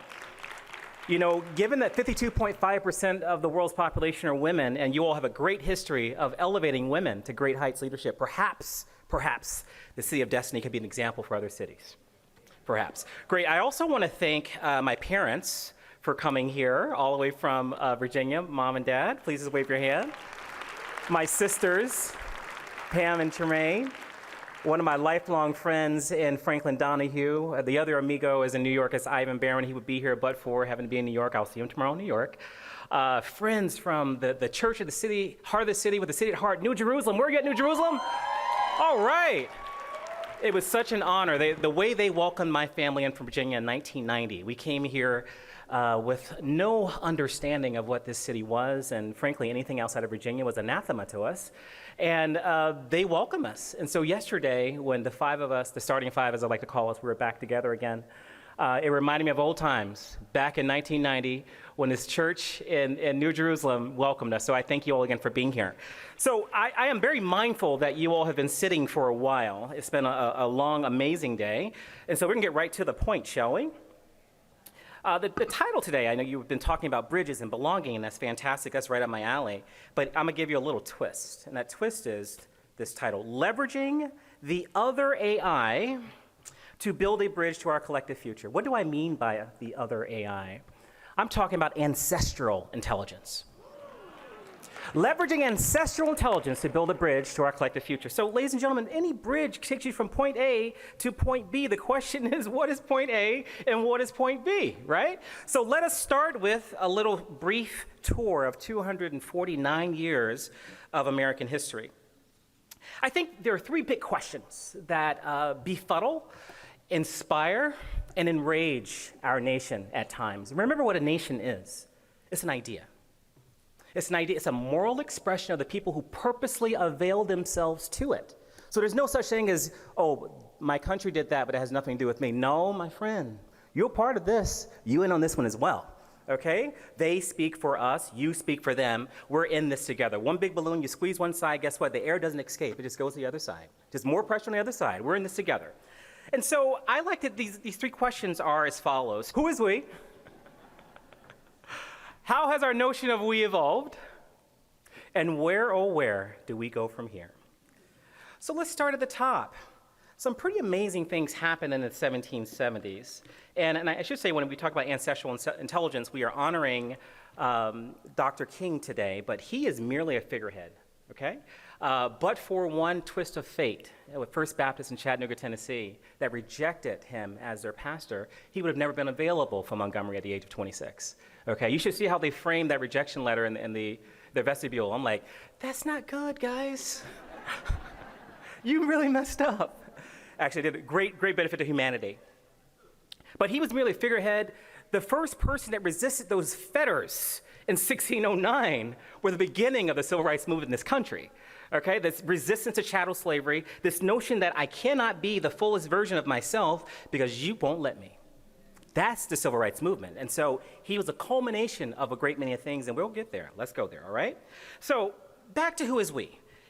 This idea of America, this of the people, for the people, by the people, was a very unique idea. Had you been alive in the 1700s, all you would know is royalty, monarchy. Okay, that's all you would know. But those pesky Americans, this great British colony, the most wealthiest empire that has ever lived, even wealthier than the US today, because they said the sun never set on the British Empire, meaning the sun is what? It shines in every place for about 12 hours a day, right? The earth is 24,000 miles in circumference. It moves at 1,000 miles an hour. That means there is sun someplace everywhere. And everywhere that sun shine, there was a British possession. And so imagine these colonists here in the 1760s when it really started to foment, really started to have these massive revolts against taxation. Starting the Stamp Act Rebellion in 1765, there's a gentleman by the name of Ebenezer McIntosh. Please look him up. You ever saw the movie Gangs of New York? Daniel Day-Lewis? Great movie. That was real. That was real, okay? And so you had these gangs of young men, meaning men over the age of 11, because if you were 11, you were strong enough to hold a hammer, and therefore you could put you to work, all right? And so when the king decided in the British Parliament in the 1760s that we were going to tax a new levy on the colony of America to fund this new war that King George wanted to fight against, I believe, the Irish and the Scots. They wanted to raise 100,000 pounds, the equivalent of about $25 million in today's dollars. Well, you have to appoint someone to collect the tax. Now, I give the example when I usually do the speech about an iPhone, and there are many component parts of an iPhone. So imagine every component part, every point of construction being taxed, and then the actual bag that you put it in to give it to the customer was now being taxed. Like, you're gonna give me the bag regardless. Okay? But that seal that went on it was proof that it was not counterfeit. This was not a black market good, that this was approved by the governor of that state, and therefore the crown was getting their piece. Now they wanted another piece on top of the pieces they were already getting. And the colonists had had enough. They're like, look, dude, first of all, you're way over there. Secondly, you were already taxes. Thirdly, we are not being represented by anyone. And so this Stamp Act, gangs in the streets, they decided to go to the homes of the tax collectors. And their refrain was no taxation without representation. And every little boy over the age of 11, knew how to disassemble a house. That was the only way to fight a fire inland. There was no water brigade. There were no fire hydrants. You couldn't shovel water 30 miles inland. No. You disassembled the house to the right and the left and the one on fire. You couldn't save the one on fire, but you could save the block. So what do you think they did to the houses of the tax collectors? They disassembled them with them inside. And they trampled the British gardens, which was a sign of wealth. Now, who were these men? These men assigned to collect the king's money, they were his dudes. They were like Franklin, okay? I trust him with my money, okay? That's my dude. I know where he lives. And so at some point, they stopped raising their hand. They were like, I don't want that 10% uplift you're going to give me, king, because they're taking my house apart. This isn't going to work. And because the king was so busy fighting all these different wars all over Europe, he could not give them the pain that he thought they deserved, okay? Normally, when your colony is acting in a way that is non-productive, especially that could hurt the other colonial possessions, you have to punish them in the most grievous way. As an example, you have to put their heads literally on a stake. Don't do this or this is your future. But he couldn't do that. And then they made it worse. 7 of them gathered in Albany, New York, and it's called the Albany Congress. They created a document called the Declaration of Rights and Sentiments. It was the first expression of the American idea. This notion, hey, king, I get it, we're subjects, but we are not being represented. How can a British parliament vote something that impacts me? And I'm here living my life. I'm the one in the fields. I'm the one defending this land in your honor. I'm the one committing carnage against the original inhabitants for you. And yet you keep taxing me? This is not going to work. So there's an 11-year period in which the king could not punish those Americans, okay? And that 11-year period led us to 1776. Philadelphia. What happened in 1776? Do we know? July? Declaration of Independence. All right, so I like to actually read from text. I'm old PK, okay?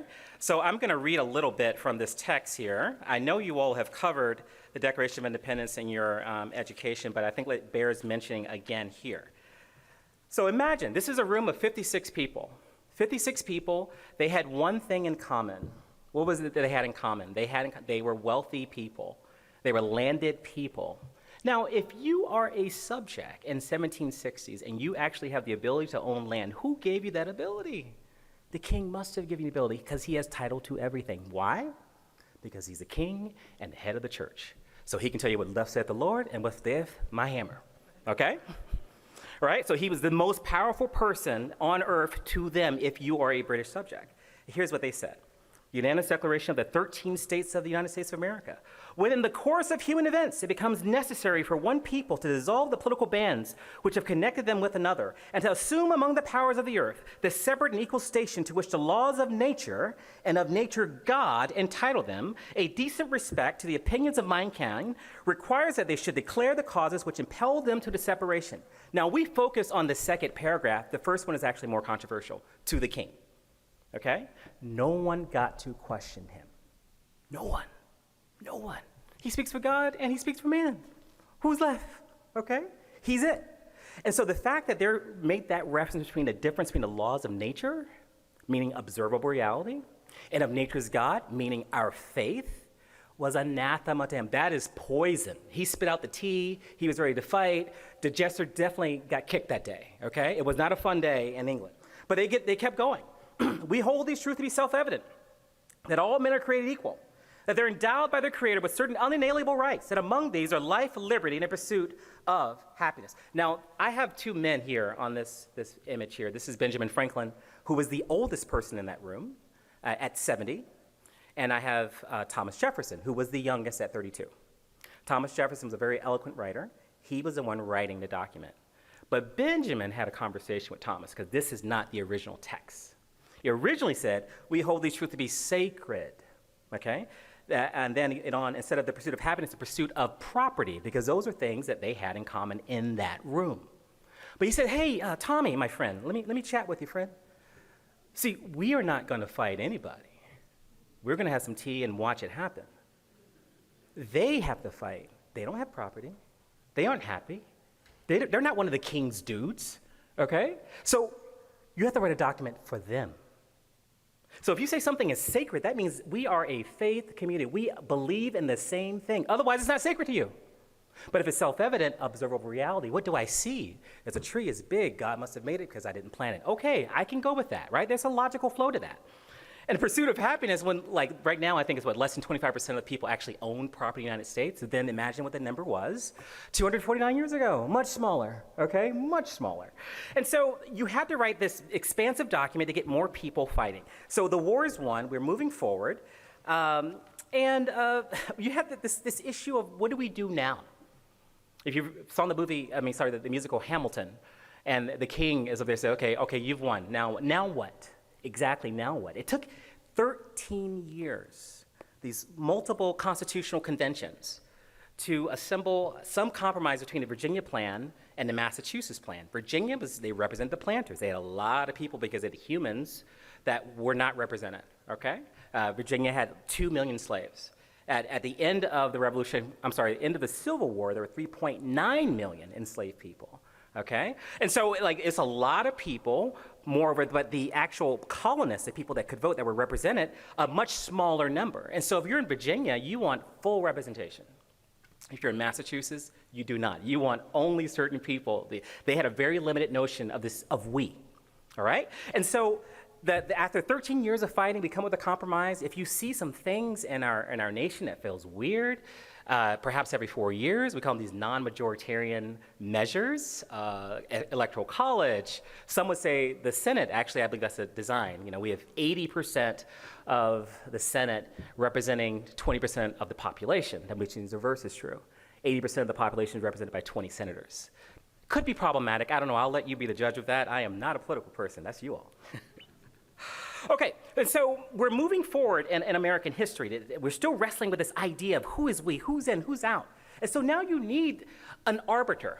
Marbury v. Madison, 1803. This is when the Supreme Court actually interpreted the Constitution. That was the first time someone said, this is what the founders meant. Many of the founders were still alive, so that was really helpful, right? This is what they meant. What they meant was, and I'm talking about the Dred Scott case here. This is 1856. And the Dred Scott, it says, the question before the court was whether a former slave could sue in a court in the United States. Were they entitled to the rights of citizenship? The marker for citizenship used to be religion. If you were a Christian, you could be a citizen. So what do you think the former enslaved did? They all converted.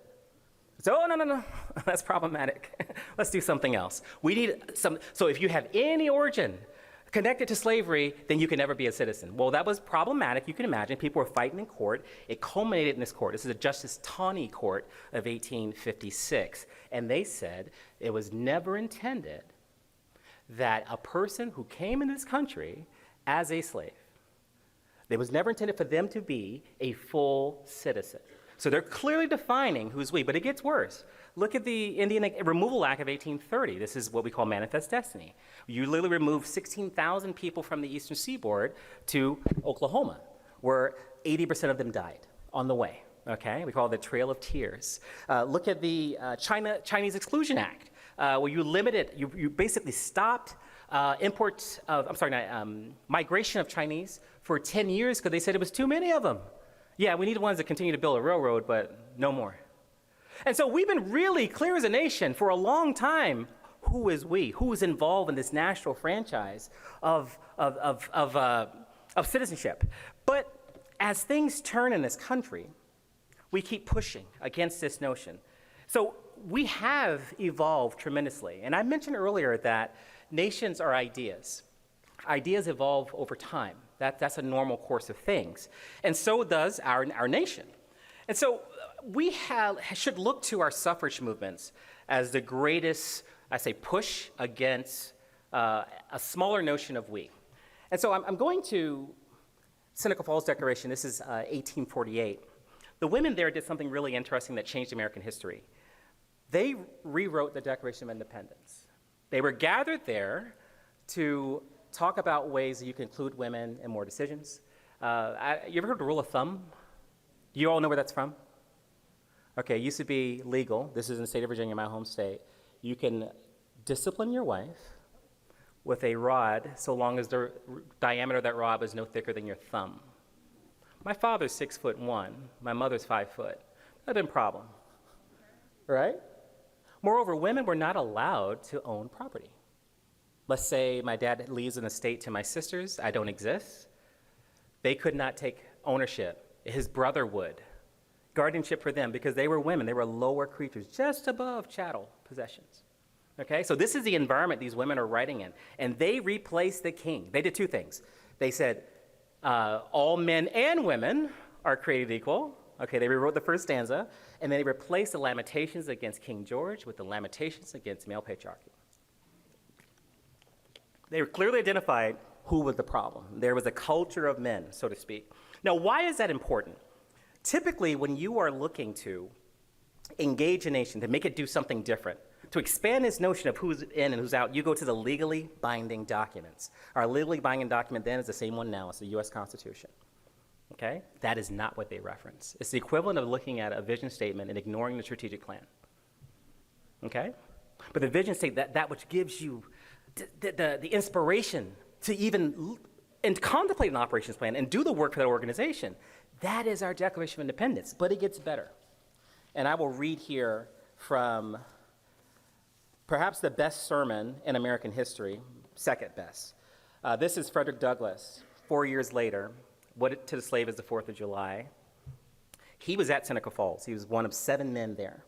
Okay? Now, interesting with the history, he gave what I call a farewell message. Those of you all that have ever been to a black church for a long time, you know what a farewell message is. Okay, a farewell message for the uninitiated is typically, this is the typical structure. You have a pastor and you have several young ministers. And those young ministers hardly ever get an opportunity to preach. But occasionally the pastor's not feeling that night. He says, you know what, young man, you got 10 minutes, all right? That 10 minutes may come every other month or maybe once a year.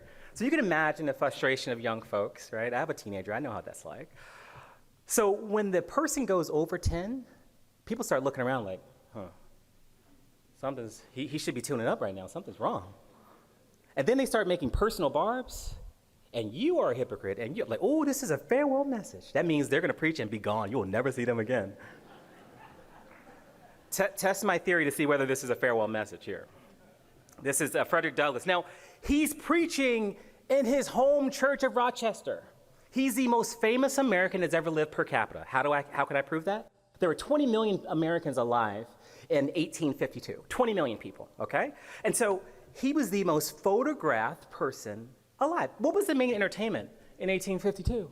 It was oratory and public music performance. And this guy was a rock star on the speaker circuit. He was powered by the abolitionist movement, mostly led by the Quakers. He was the guy. He was basically Michael Jackson. He had this awesome hair that I'm envious of as I'm follically challenged Americans. And so people knew who he was. Now remember, he's preaching at home, okay? This is the day after the 4th of July. This, for the purpose of the celebration, is the 4th of July. It is the birthday of your national independence and of your political freedom. This, to you, is what the Passover was to the emancipated people of God. It carries your minds back to the day and to the act of your deliverance, and to the signs and to the wonders associated with that act and that day. This celebration also marks the beginning of another year of your national life. It reminds you that the Republic of America is now 76 years old. I am glad, fellow citizens, that your nation is so young. 76 years, though a good old age for a man, is but a mere speck in the life of a nation. 70 years and 10 is the allotted time for individual men, but nations number their years by thousands. According to this fact, you are even now only at the beginning of your national career, still lingering in the period of childhood. I repeat, I am glad this is so. So that's how he started the sermon, okay? You're feeling pretty good. Remember who's in the room? The abolitionists. These are the people that already got religion, all right? And he's there basically saying, yes, you're very, very good people. But he did some really interesting things. Did you hear the pronouns there? I did the emphasis, but I would imagine he did so. He kept saying you, your fellow citizens. I'm like, if they were paying attention, they would have got like, oh, he's setting us up. Farewell message, here we go. Fellow citizens, I will not enlarge further upon your national inconsistencies. The existence of slavery in this country brands your republicanism as a sham, your humanity as a base pretense, and your Christianity as a lie. It destroys your moral power abroad. It corrupts your politicians at home. It saps the foundation of religion. It makes your name a hissing and a byword to a mocking earth. It is the antagonistic force in your government. The only thing that seriously disturbs and endangers your nation. It fetters your progress. It is the enemy of improvement, the deadly foe of education. It fosters pride. It breeds insolence. It promotes vices. It shelters crime. It is a curse to the earth that supports it, and yet you cling to it as if it were the sheet anchor of all of your hopes. Oh, be warned, be warned. A horrible reptile is coiled up in your nation's bosom. The venomous creature is nursing at the tender breast of a youthful republic. For the love of God, tear away and fling from you this hideous monster, and let the weight of 20 millions crush and destroy it forever. I think he had a problem expressing emotion, because I'm not sure where he was heading with that. He let them have it. And he literally left the country out. He was in Europe for 3 years, didn't come back to 1856 to support the Civil Rights Act of 1856, which would have given all men, regardless of station, the right to vote. This is why the women's movement separated from the civil rights movement. They never forgave him for that. But he was saying, if you would give a former slave, a right to vote, surely they would give a right to women. That was his logic. Sometimes man logic doesn't work. I think the men can agree sometimes. It didn't work here, and we're still dealing with that issue. And so he's pushing against, he's referencing the hypocrisies of our democracy. And then the piece, the coup de grace here, was when Abraham Lincoln, exactly 11 years later, he's on the fields of Gettysburg, the most impactful 247 words in American history, Abraham Lincoln. It should be noted, he was following the dean of Harvard College. The dean of Harvard College spoke for 2 hours. That is a form of farewell message as well, because I would never invite the person back to speak for 2 hours. That's just disrespectful. Okay, we're sitting in the sun, you're doing all that. At any rate, there's 26,000 people that died in that battle. Have any of you done a field tour of the Gettysburg battlefield? Isn't it amazing? The Army War College of Carlisle is next door, and they are experts. They can tell you minute by minute what was going on in that battle. As an American, it's something you gotta do. Trust me, it's amazing. But that close, ladies and gentlemen, to having a very different country. That close, that close. All right? And so he's there to speak. The cameraman didn't get set up because he figured if the dean of the Harvard College speaks for 2 hours, surely the president will speak for longer. Well, he didn't. But he said some very profound things and then took a seat like I'm going to do. 7 years ago, now I need you to do the math quickly. Remember, he's speaking in 1863. We started in 1776. All right? 7 years ago, our fathers brought forth on this continent a new nation, conceived in liberty and dedicated to the proposition that all men are created equal. Now we are engaged in a great civil war, testing whether that nation or any nation so conceived and so dedicated can long endure. We are met on a great battlefield of that war. We have come to dedicate a portion of that field as a final resting place for those who here gave their lives that that nation might live. It is altogether fitting and proper that we should do this. But in a larger sense, we cannot dedicate, we cannot consecrate, we cannot hallow this ground. The brave men living and dead who struggled here have consecrated it, far above our poor power to add or detract. The world will little note nor long remember that what we say here, but it can never forget what we did here. It is for the living, rather, to be dedicated here to the unfinished work which they who fought here have thus far so nobly advanced. It is rather for us to be here dedicated to the great tasks remaining before us, that from these honored dead we take increased devotion to that cause for which they have gave the last full measure of devotion.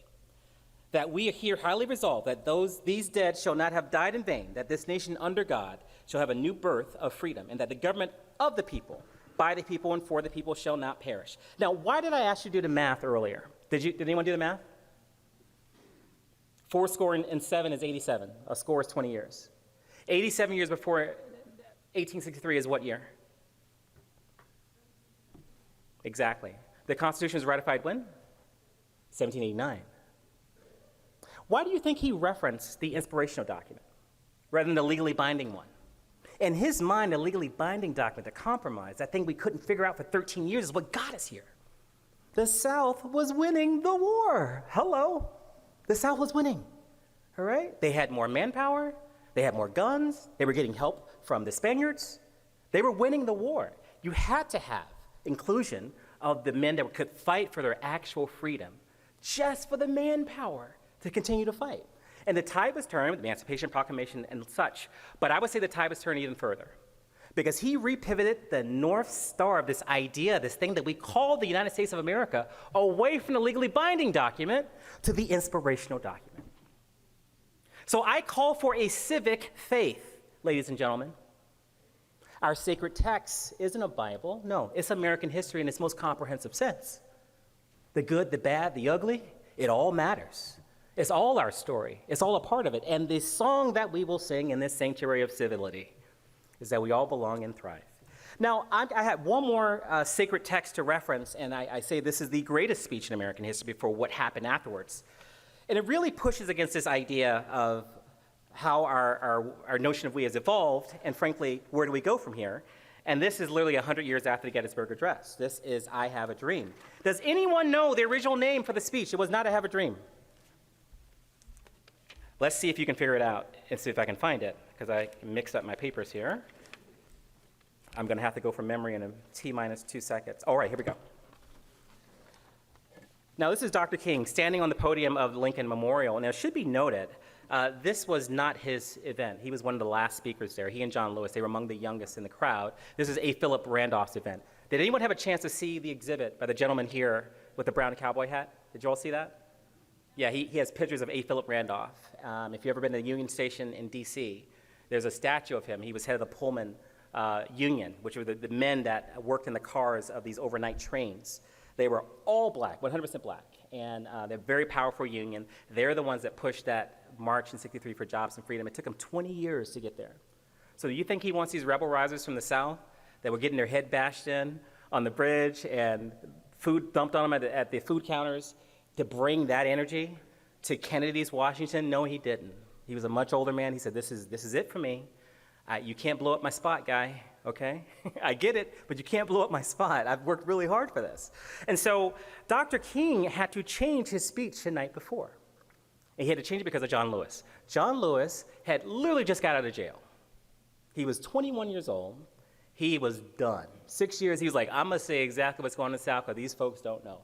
Now, this is before there were copy machines.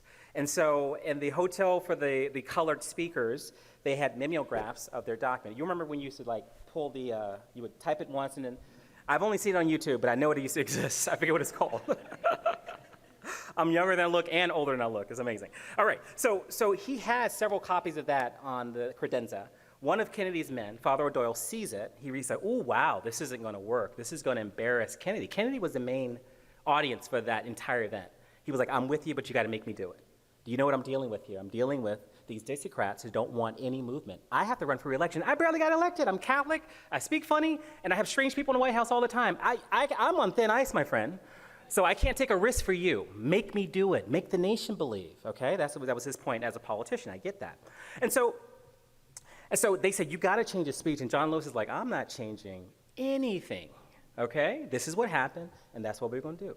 So he just kept saying, no, sir, I'm not going to change. No, sir. So they went and got Dr. King. Dr. King had written earlier that year notes from Birmingham jail, a letter from Birmingham jail. It was a bestseller.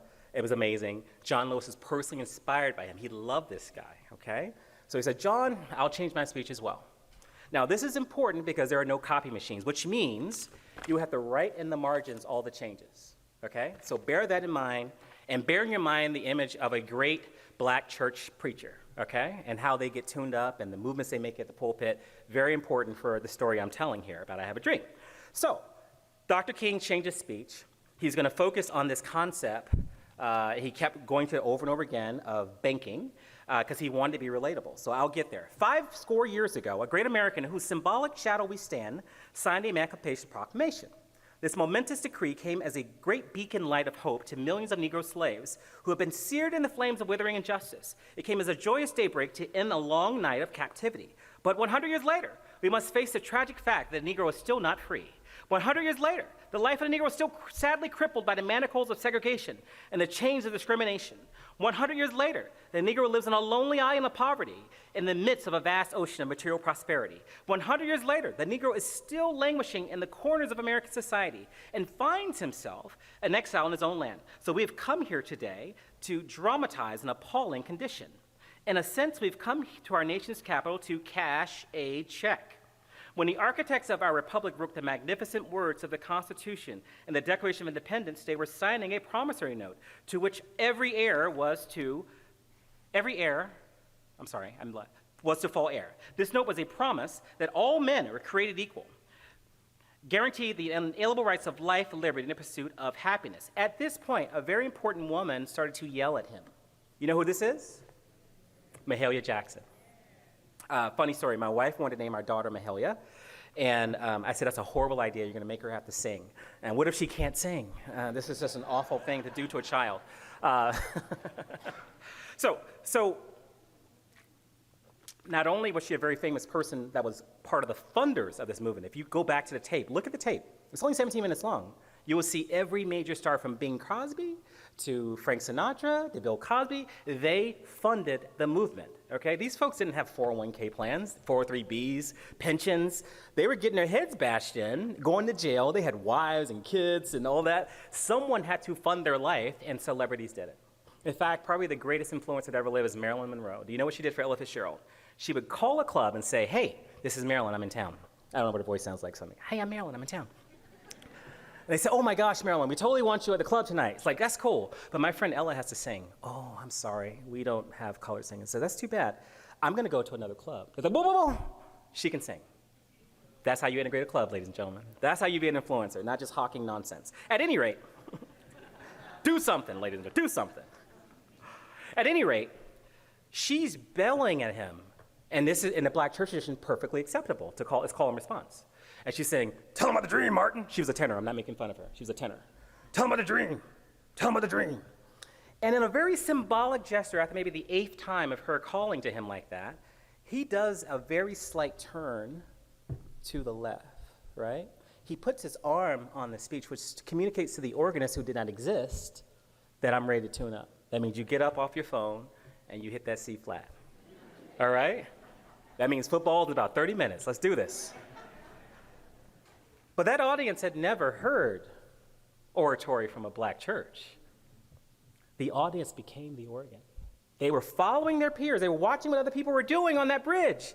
And as he says, but yet I still have a dream. Uh-huh, amen. Amen?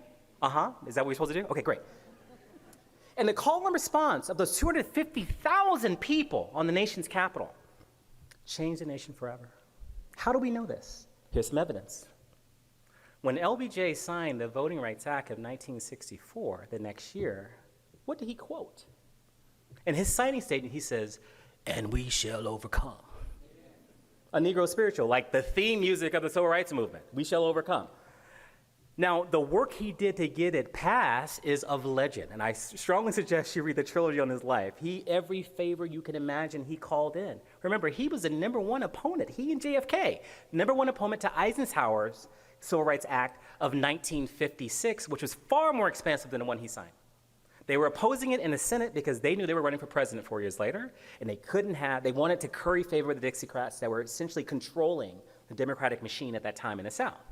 Okay? And so for him to go right back to those same people and say, yeah, I'm gonna need you to do the exact opposite of what you wanna do, and if you don't, I'm gonna tell everybody what you do at the Mayflower Hotel every Wednesday at 3 o'clock. What's that girl's name? Yeah, he did all of that. And they got it on tape, that's the best part, it's on tape. Oh, go to the National Archives, it's so much fun. So, he signs this right, he signs the Voting Rights Act the next year, which was 1965. I argue that the United States that we know today, this inclusive republic, this dynamic, diverse democracy, started in 1966. Why do I say that? That was the first time my grandmother voted. She was fully adult, she had 6 children. In fact, I think she was a grandmother in 1966, was she? Yeah, she was a grandmother in 1966. She was always legally able to vote because of the Constitution, that legally binding document that we choose to ignore every now and again. But it was the first time her right of access to the voting booth was guaranteed, because federal troops were enforced in Virginia at the post office, making sure that these women weren't bothered as they went to vote. Making sure people weren't yelling threats, I'm gonna fire your husband, I'm gonna fire your husband if you vote, I'm gonna fire your husband if you don't get on that bus. That tactic didn't work anymore because now the federal government was enforcing citizen rights. That is when our nation started, the nation that you know today, that everyone alive today knows, 1966. Now, with that in mind, I want to go back to something that the mayor said, grace. Let's go back to what Freddie Douglass said, nations number their years in thousands. At 76, you're still a baby. Well, do the math, 1966 to present day. 59 years? How much grace do you give a child that keeps touching a hot stove? Their brains aren't fully developed. You know they just keep doing it over and over again. It happens. So with that in mind, my question, ladies and gentlemen, is where do we go from here? I mentioned this idea of a civic faith, whose song is that everyone belongs and should have opportunities to thrive.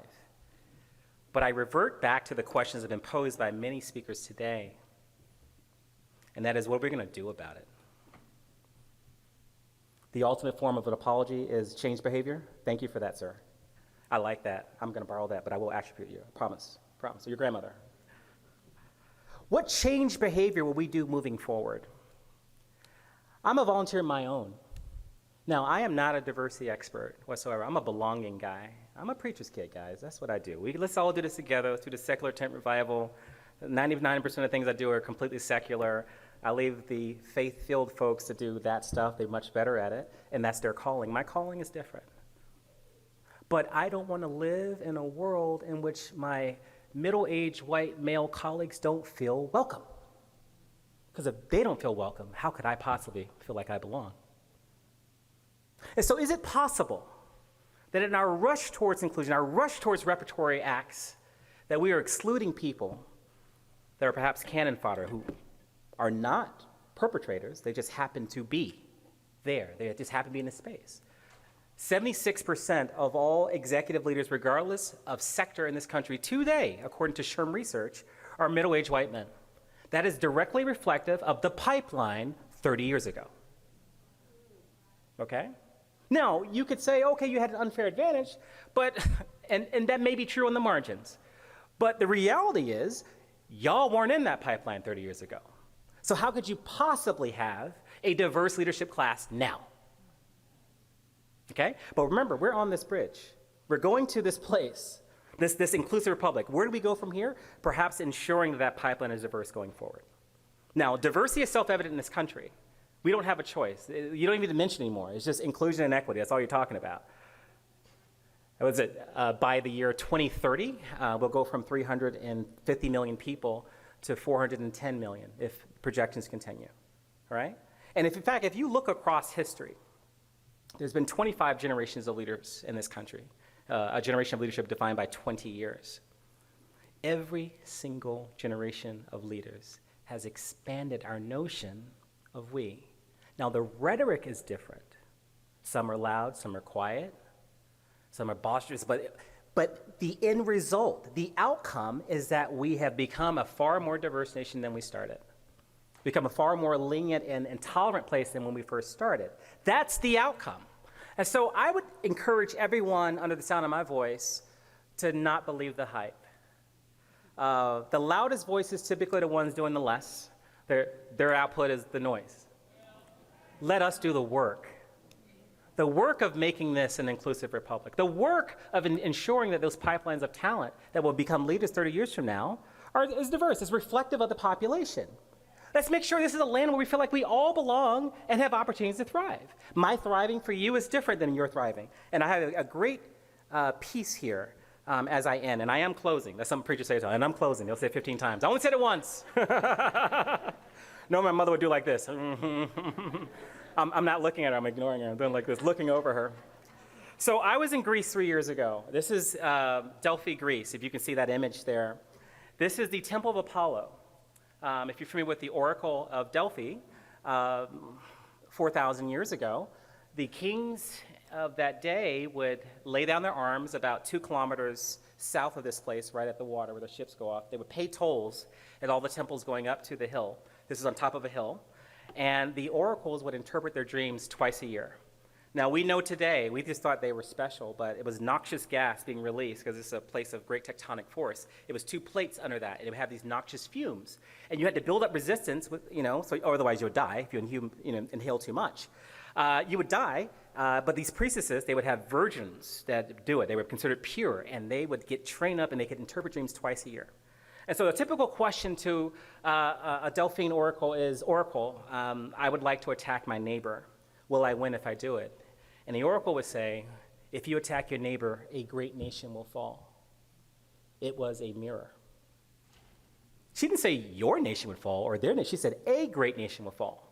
So if you were paying attention, if you have a reflective practice, you're like, that was a 50-50 answer. Maybe we should have some coffee and talk about it. I think we can figure this out because I don't want to take the risk of failing and losing it all because of my selfishness. And so this temple is important because number one, it's super old, 3,500 plus years, but look at that wall. This is what got me. And my daughter was with me, and and I'm going off about this wall, and she says, Dad, please don't be weird. I feel like you're going to be weird today. And I was like, yeah, I feel it coming on too, sweetie. Because this wall was preaching to me, It was preaching to me. Now, that is the original wall from the original architects. There is no adhesive. There's no concrete. There's no mortar. There's nothing. It's just different stones, right? On top of that wall, in other parts of the facility, you'll see the Roman wall. And you can tell because of the Roman cement. You see it all over the place, all over Europe. Roman cement, it looks the same. On the outside, if you go on the other side of the wall, you can see the differences in the stone. But it's held together by the Roman cement, meaning our culture is stronger than our differences, right? On top of that, the most recent wall from 1,500 years ago was the Christian wall. And it was all white marble stones with crosses on them. Now, remember, I said this is a place of great tectonic force. We literally had 3 tremors while I was there. I was only there for 2 hours, okay? Anything that's unstable is going to fall. So the Christian wall that had this beautiful, heavy marble stones, full of mortar and concrete, first of all, it fell, okay? The Roman wall that had this super powerful Roman cement that said our culture is stronger than our differences, it also fell. But the walls of the ancient ones, when they took the time to say, an earthquake is just a land wave. Let's see how wood behaves on water. It moves. And different wood moves, they move together. Let's find a place for every stone. Our strength is our differences. That wall remains, and the only ruins from that wall, or from the site, is from the original wall. Everything else is gone. There's no more statue of Apollo that existed in the Christian place. It's gone because it fell with the wall. That was unstable. Ladies and gentlemen, this is our country. This is the sacred faith. This is it right here.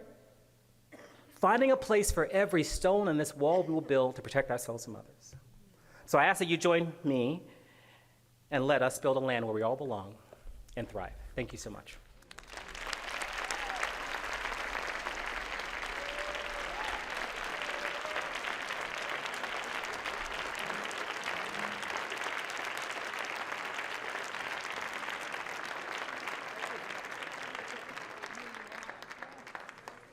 Because I know we're running behind, and so I wanted to be able to do this.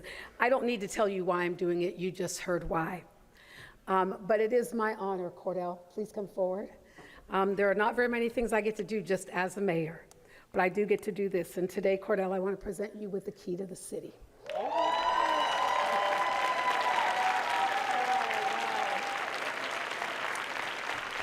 Thank you. Oh my goodness. And this is presented to Cordell Carter for your visionary and inspirational leadership and for your dedication, passion, and commitment to inclusion and belonging, which has contributed to the equity progress around the globe and in Tacoma. Please join me in another round of applause. Kwame, I'll give it back to you. Thank you so much. Oh, it's so honored. Thank you. Thank you.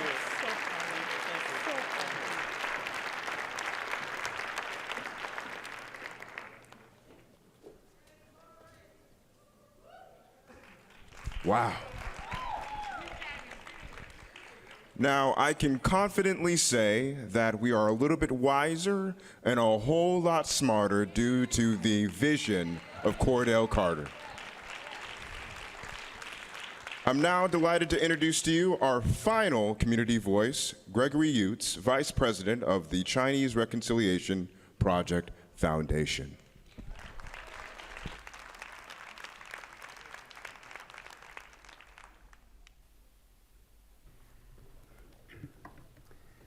Well, that speech clearly did not need anything to follow it. But I was asked to speak, and I will deliver some brief remarks. I'm Gregory Utes, the Vice President of the Chinese Reconciliation Project Foundation here in Tacoma. And the Martin Luther King quote, which I was asked to respond to, fits with that word reconciliation in our middle name. The journey toward reconciliation and unity may seem long and uncertain, but faith gives us the courage to take the first step.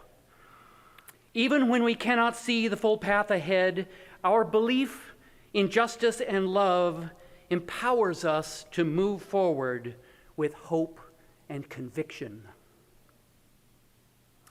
Because I am representing the Chinese Reconciliation Project Foundation, I have chosen to respond to this quote from Dr. King that contains the word reconciliation. It's made up of the Latin root words re and conciliare, meaning again, and to make good, to repair. The word is used to describe the act of repairing broken relationships, such as between former friends or warring factions. Both in the 1950s and 60s and today, one could be justified in asking whether there is anything to repair between oppressors and those they oppress, or whether in fact it is more like a ceasefire that is called for. It was a supreme act of generosity on Dr. King's part to utilize the word reconciliation and to adopt Gandhi's nonviolent approach to confronting racism and demanding civil rights. Militancy had seemed to many to be at least as rational and justifiable a strategy, and indeed the conversation goes on today about whether his nonviolence achieved enough. But the cities were already burning, as my childhood memories remind me, and to maintain his pacifism amid such turmoil and debate was nothing short of saintly. I do not use the term casually or lightly. His actions and his choices remain challenges to us even today, and his faith and his vision remain our guiding light.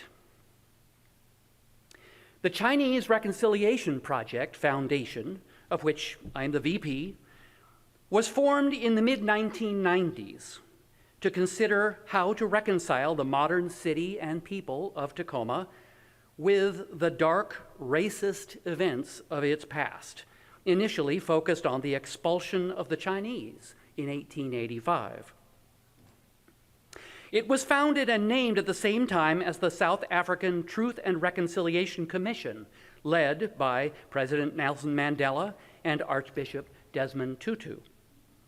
The latter's concept of Ubuntu translates as a spiritual awareness of our interconnectedness as a human family, and the idea that together we make one another human. While it might seem that reconciliation is an inappropriate word for our dream, as King put it, nonetheless, he insisted that it was not just equal rights that we needed, but the coming together of our society. It is as a human family that we must reconcile, must learn to see each other as family, and to understand and act upon our interconnectedness with each other as humans, and now, in this era of impending climate crisis, interconnectedness with all of our fellow species on this one planet that we call home. Not a day goes by that I do not fantasize about militantly just snapping my fingers and changing the world, and to heck with all these politics. But I also remember that August day in 1963, when I listened with my family on a black and white TV to the most mesmerizing human voice I had ever heard, speaking to 1 million people about a dream. And I remember in that moment feeling as a kid that by coming together, by reconciling, we could change the world. In closing, there is a bridge in the Chinese Reconciliation Park down on our waterfront. It represents the path that we must take between learning about injustice and deciding to act upon that knowledge. It is a physical metaphor for what we must do if we choose to follow Dr. King's vision and seek to reconcile, to see each other and treat each other as family. Thank you.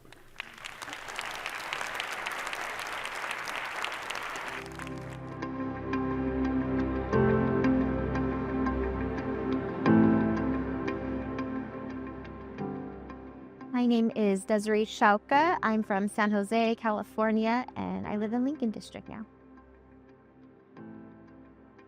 My name is Richard Schauke Jr., born and raised in San Jose City, live in Tacoma, Washington now. So when we were searching for where to settle down, we went driving all around Tacoma. I really didn't know very much about Tacoma, but once I found out, and he took me to where the Asian markets were. There was a taqueria here, there was pho here, like some of the best food. I was sold. I love Lincoln District because of the diversity that's here. It's a kind of a small footprint. We're a really tight-knit community. We all have each other's backs. My name is Lisa Matthews, and I'm from Vietnam. I've been in Lincoln District, over 44 years, I guess. I was working, I think that's about 1988, and I was working for the Catholic Community Services, and I met Lily at Lincoln District because I was a case manager to work with the refugee when they first arrived in U.S. and I refer the refugee to learn the trade, to get job.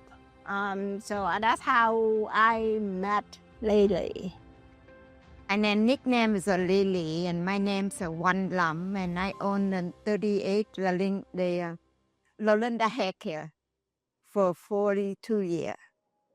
Then also I opened a beauty school for the Asian community, so they can learn my language, they can learn English, but it takes time for them to come to learn an English for the beauty school. I've been open beauty school for 15 years, Anthony Beauty School. We met Lele and Lisa here in Lincoln District. We opened up All-Star Vintage across the street in 2017, and we started going to the business meetings because we wanted to be more involved in our community. I'm honored to be able to have become friends with them and understand their story, the significance of their impact on this community. It's a really special relationship that we have. Well, I met this region because she had the business across the street. Yeah, that's how I met her, both of them. And we certain friends now. That's how we work together very good. And I treat them just like a son and daughter. So we love to share and we love to learn more about different cultures. And hopefully, we can continue, continue to keep this going and expand more to keep the culture going, sharing, encouraging, second, third, and fourth generation. Keep going and keep your cultures and keep, sharing with other people, helping each other. It's been a beautiful thing to learn from the elders, and they've been teaching me slow and steady about community and how to build slow and steady, to build a long life, and it's been amazing to come to pass with these beautiful humans. So I just feel like we're really blessed to be able to be friends with them, learn from them, and know them, so we can continue to push the work forward, but preserve the history. It's really deep. It's really deep here. Help others also. Yeah. That's what our hope is for. To expanding the love, expanding our culture. That's what we want. Yeah, that's what we're hoping for.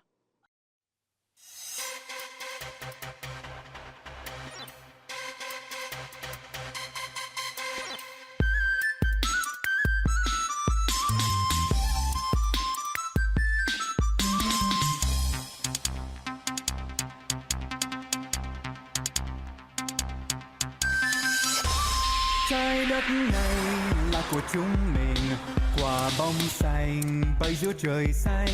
Bồ câu ơi, tiếng chim gu thương mến. Hải âu ơi, cánh chim vòm trên sông. Cùng bay nào, cho trái đất quay. Cùng bay nào, cho trái đất quay. Trái đất này là của chúng mình, vàng trắng đen, tuy khác màu da. Bạn yêu ơi, chúng ta là hoa quý, đầy hương thơm, nắng tô màu tươi thắm. Màu hoa nào, cùng quý cùng thơm, màu da nào, cùng quý cùng thơm. Trái đất này là của chúng mình, cùng siết tay, môi thắm cười xinh.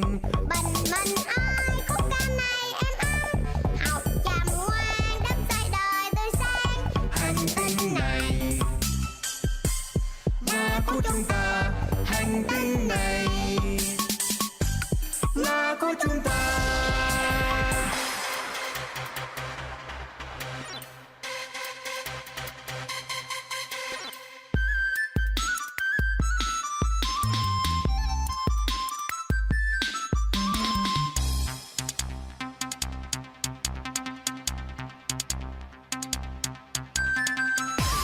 This world is for all of us.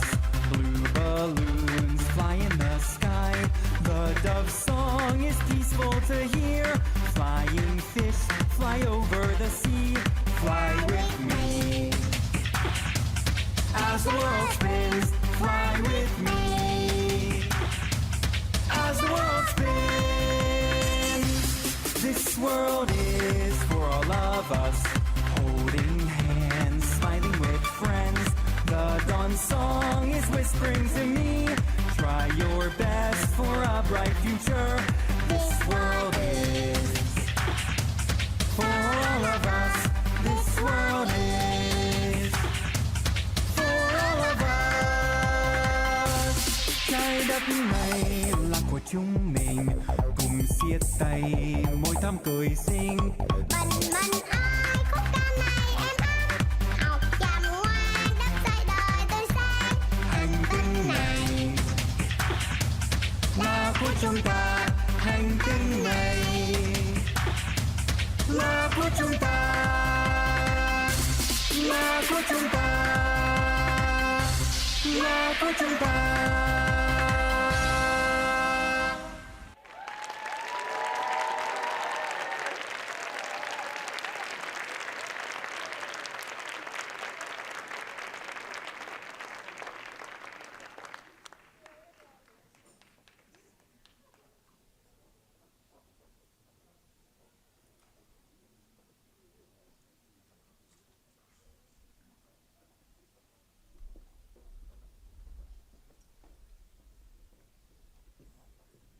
Well, hello again, everyone. Thank you so much for being at this year's celebration.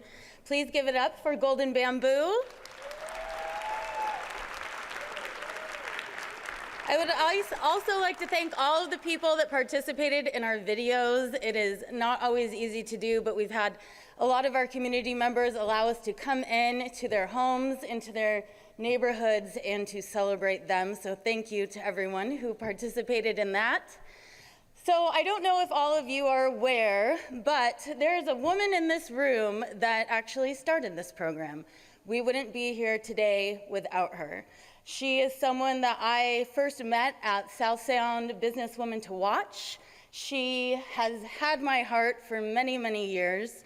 We have had disagreements, but we build bridges together and we keep it moving. And we help each other, we inspire each other, we support each other. I will keep this pretty short because you all have been here so long, and this is just the first of many celebrations. But on behalf of the City Events and Recognition Committee, I would like to give a very special award to Miss Mayor Victoria Woodards.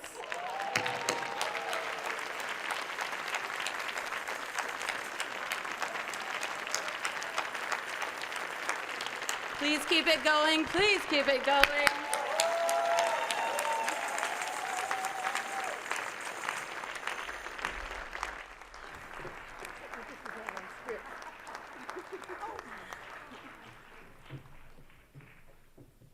talk about getting got. I thought I got Cordell, and now I got got. Thank you so much for this honor. I am so grateful to you all for the work that you do and for keeping this program going. I do want to correct one thing. I appreciate the credit, but I was not a founding member. So those of you who are out there who are founding members, I'm not taking credit for that. I am not taking credit for that. But I have been a big supporter and a great lover of this program for the city of Tacoma and want to continue to make sure that it continues to move forward. This is an opportunity for our community to come together and make it a day on and not a day off. And so thank you to all of you who have been here today, for everyone who's been a part of this program for years and years and years. I do see Jeannie Jefferson, one of our organizing, I'm sorry, Jeannie Jefferson Moss, let me get that correct. My mama, for being one of the women who worked on this for a very long time. But I don't want to start calling names, I will forget. But thank you to everybody who made this program possible from the very beginning until now, to all the committees who have come before today. Thank you. Just thank you.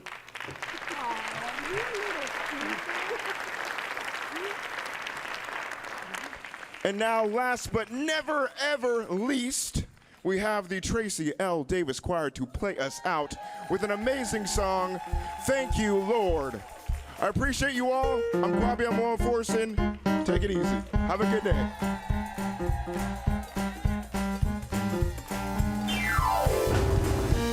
Go ahead and put your hands together. As we leave today, let us take the spirit of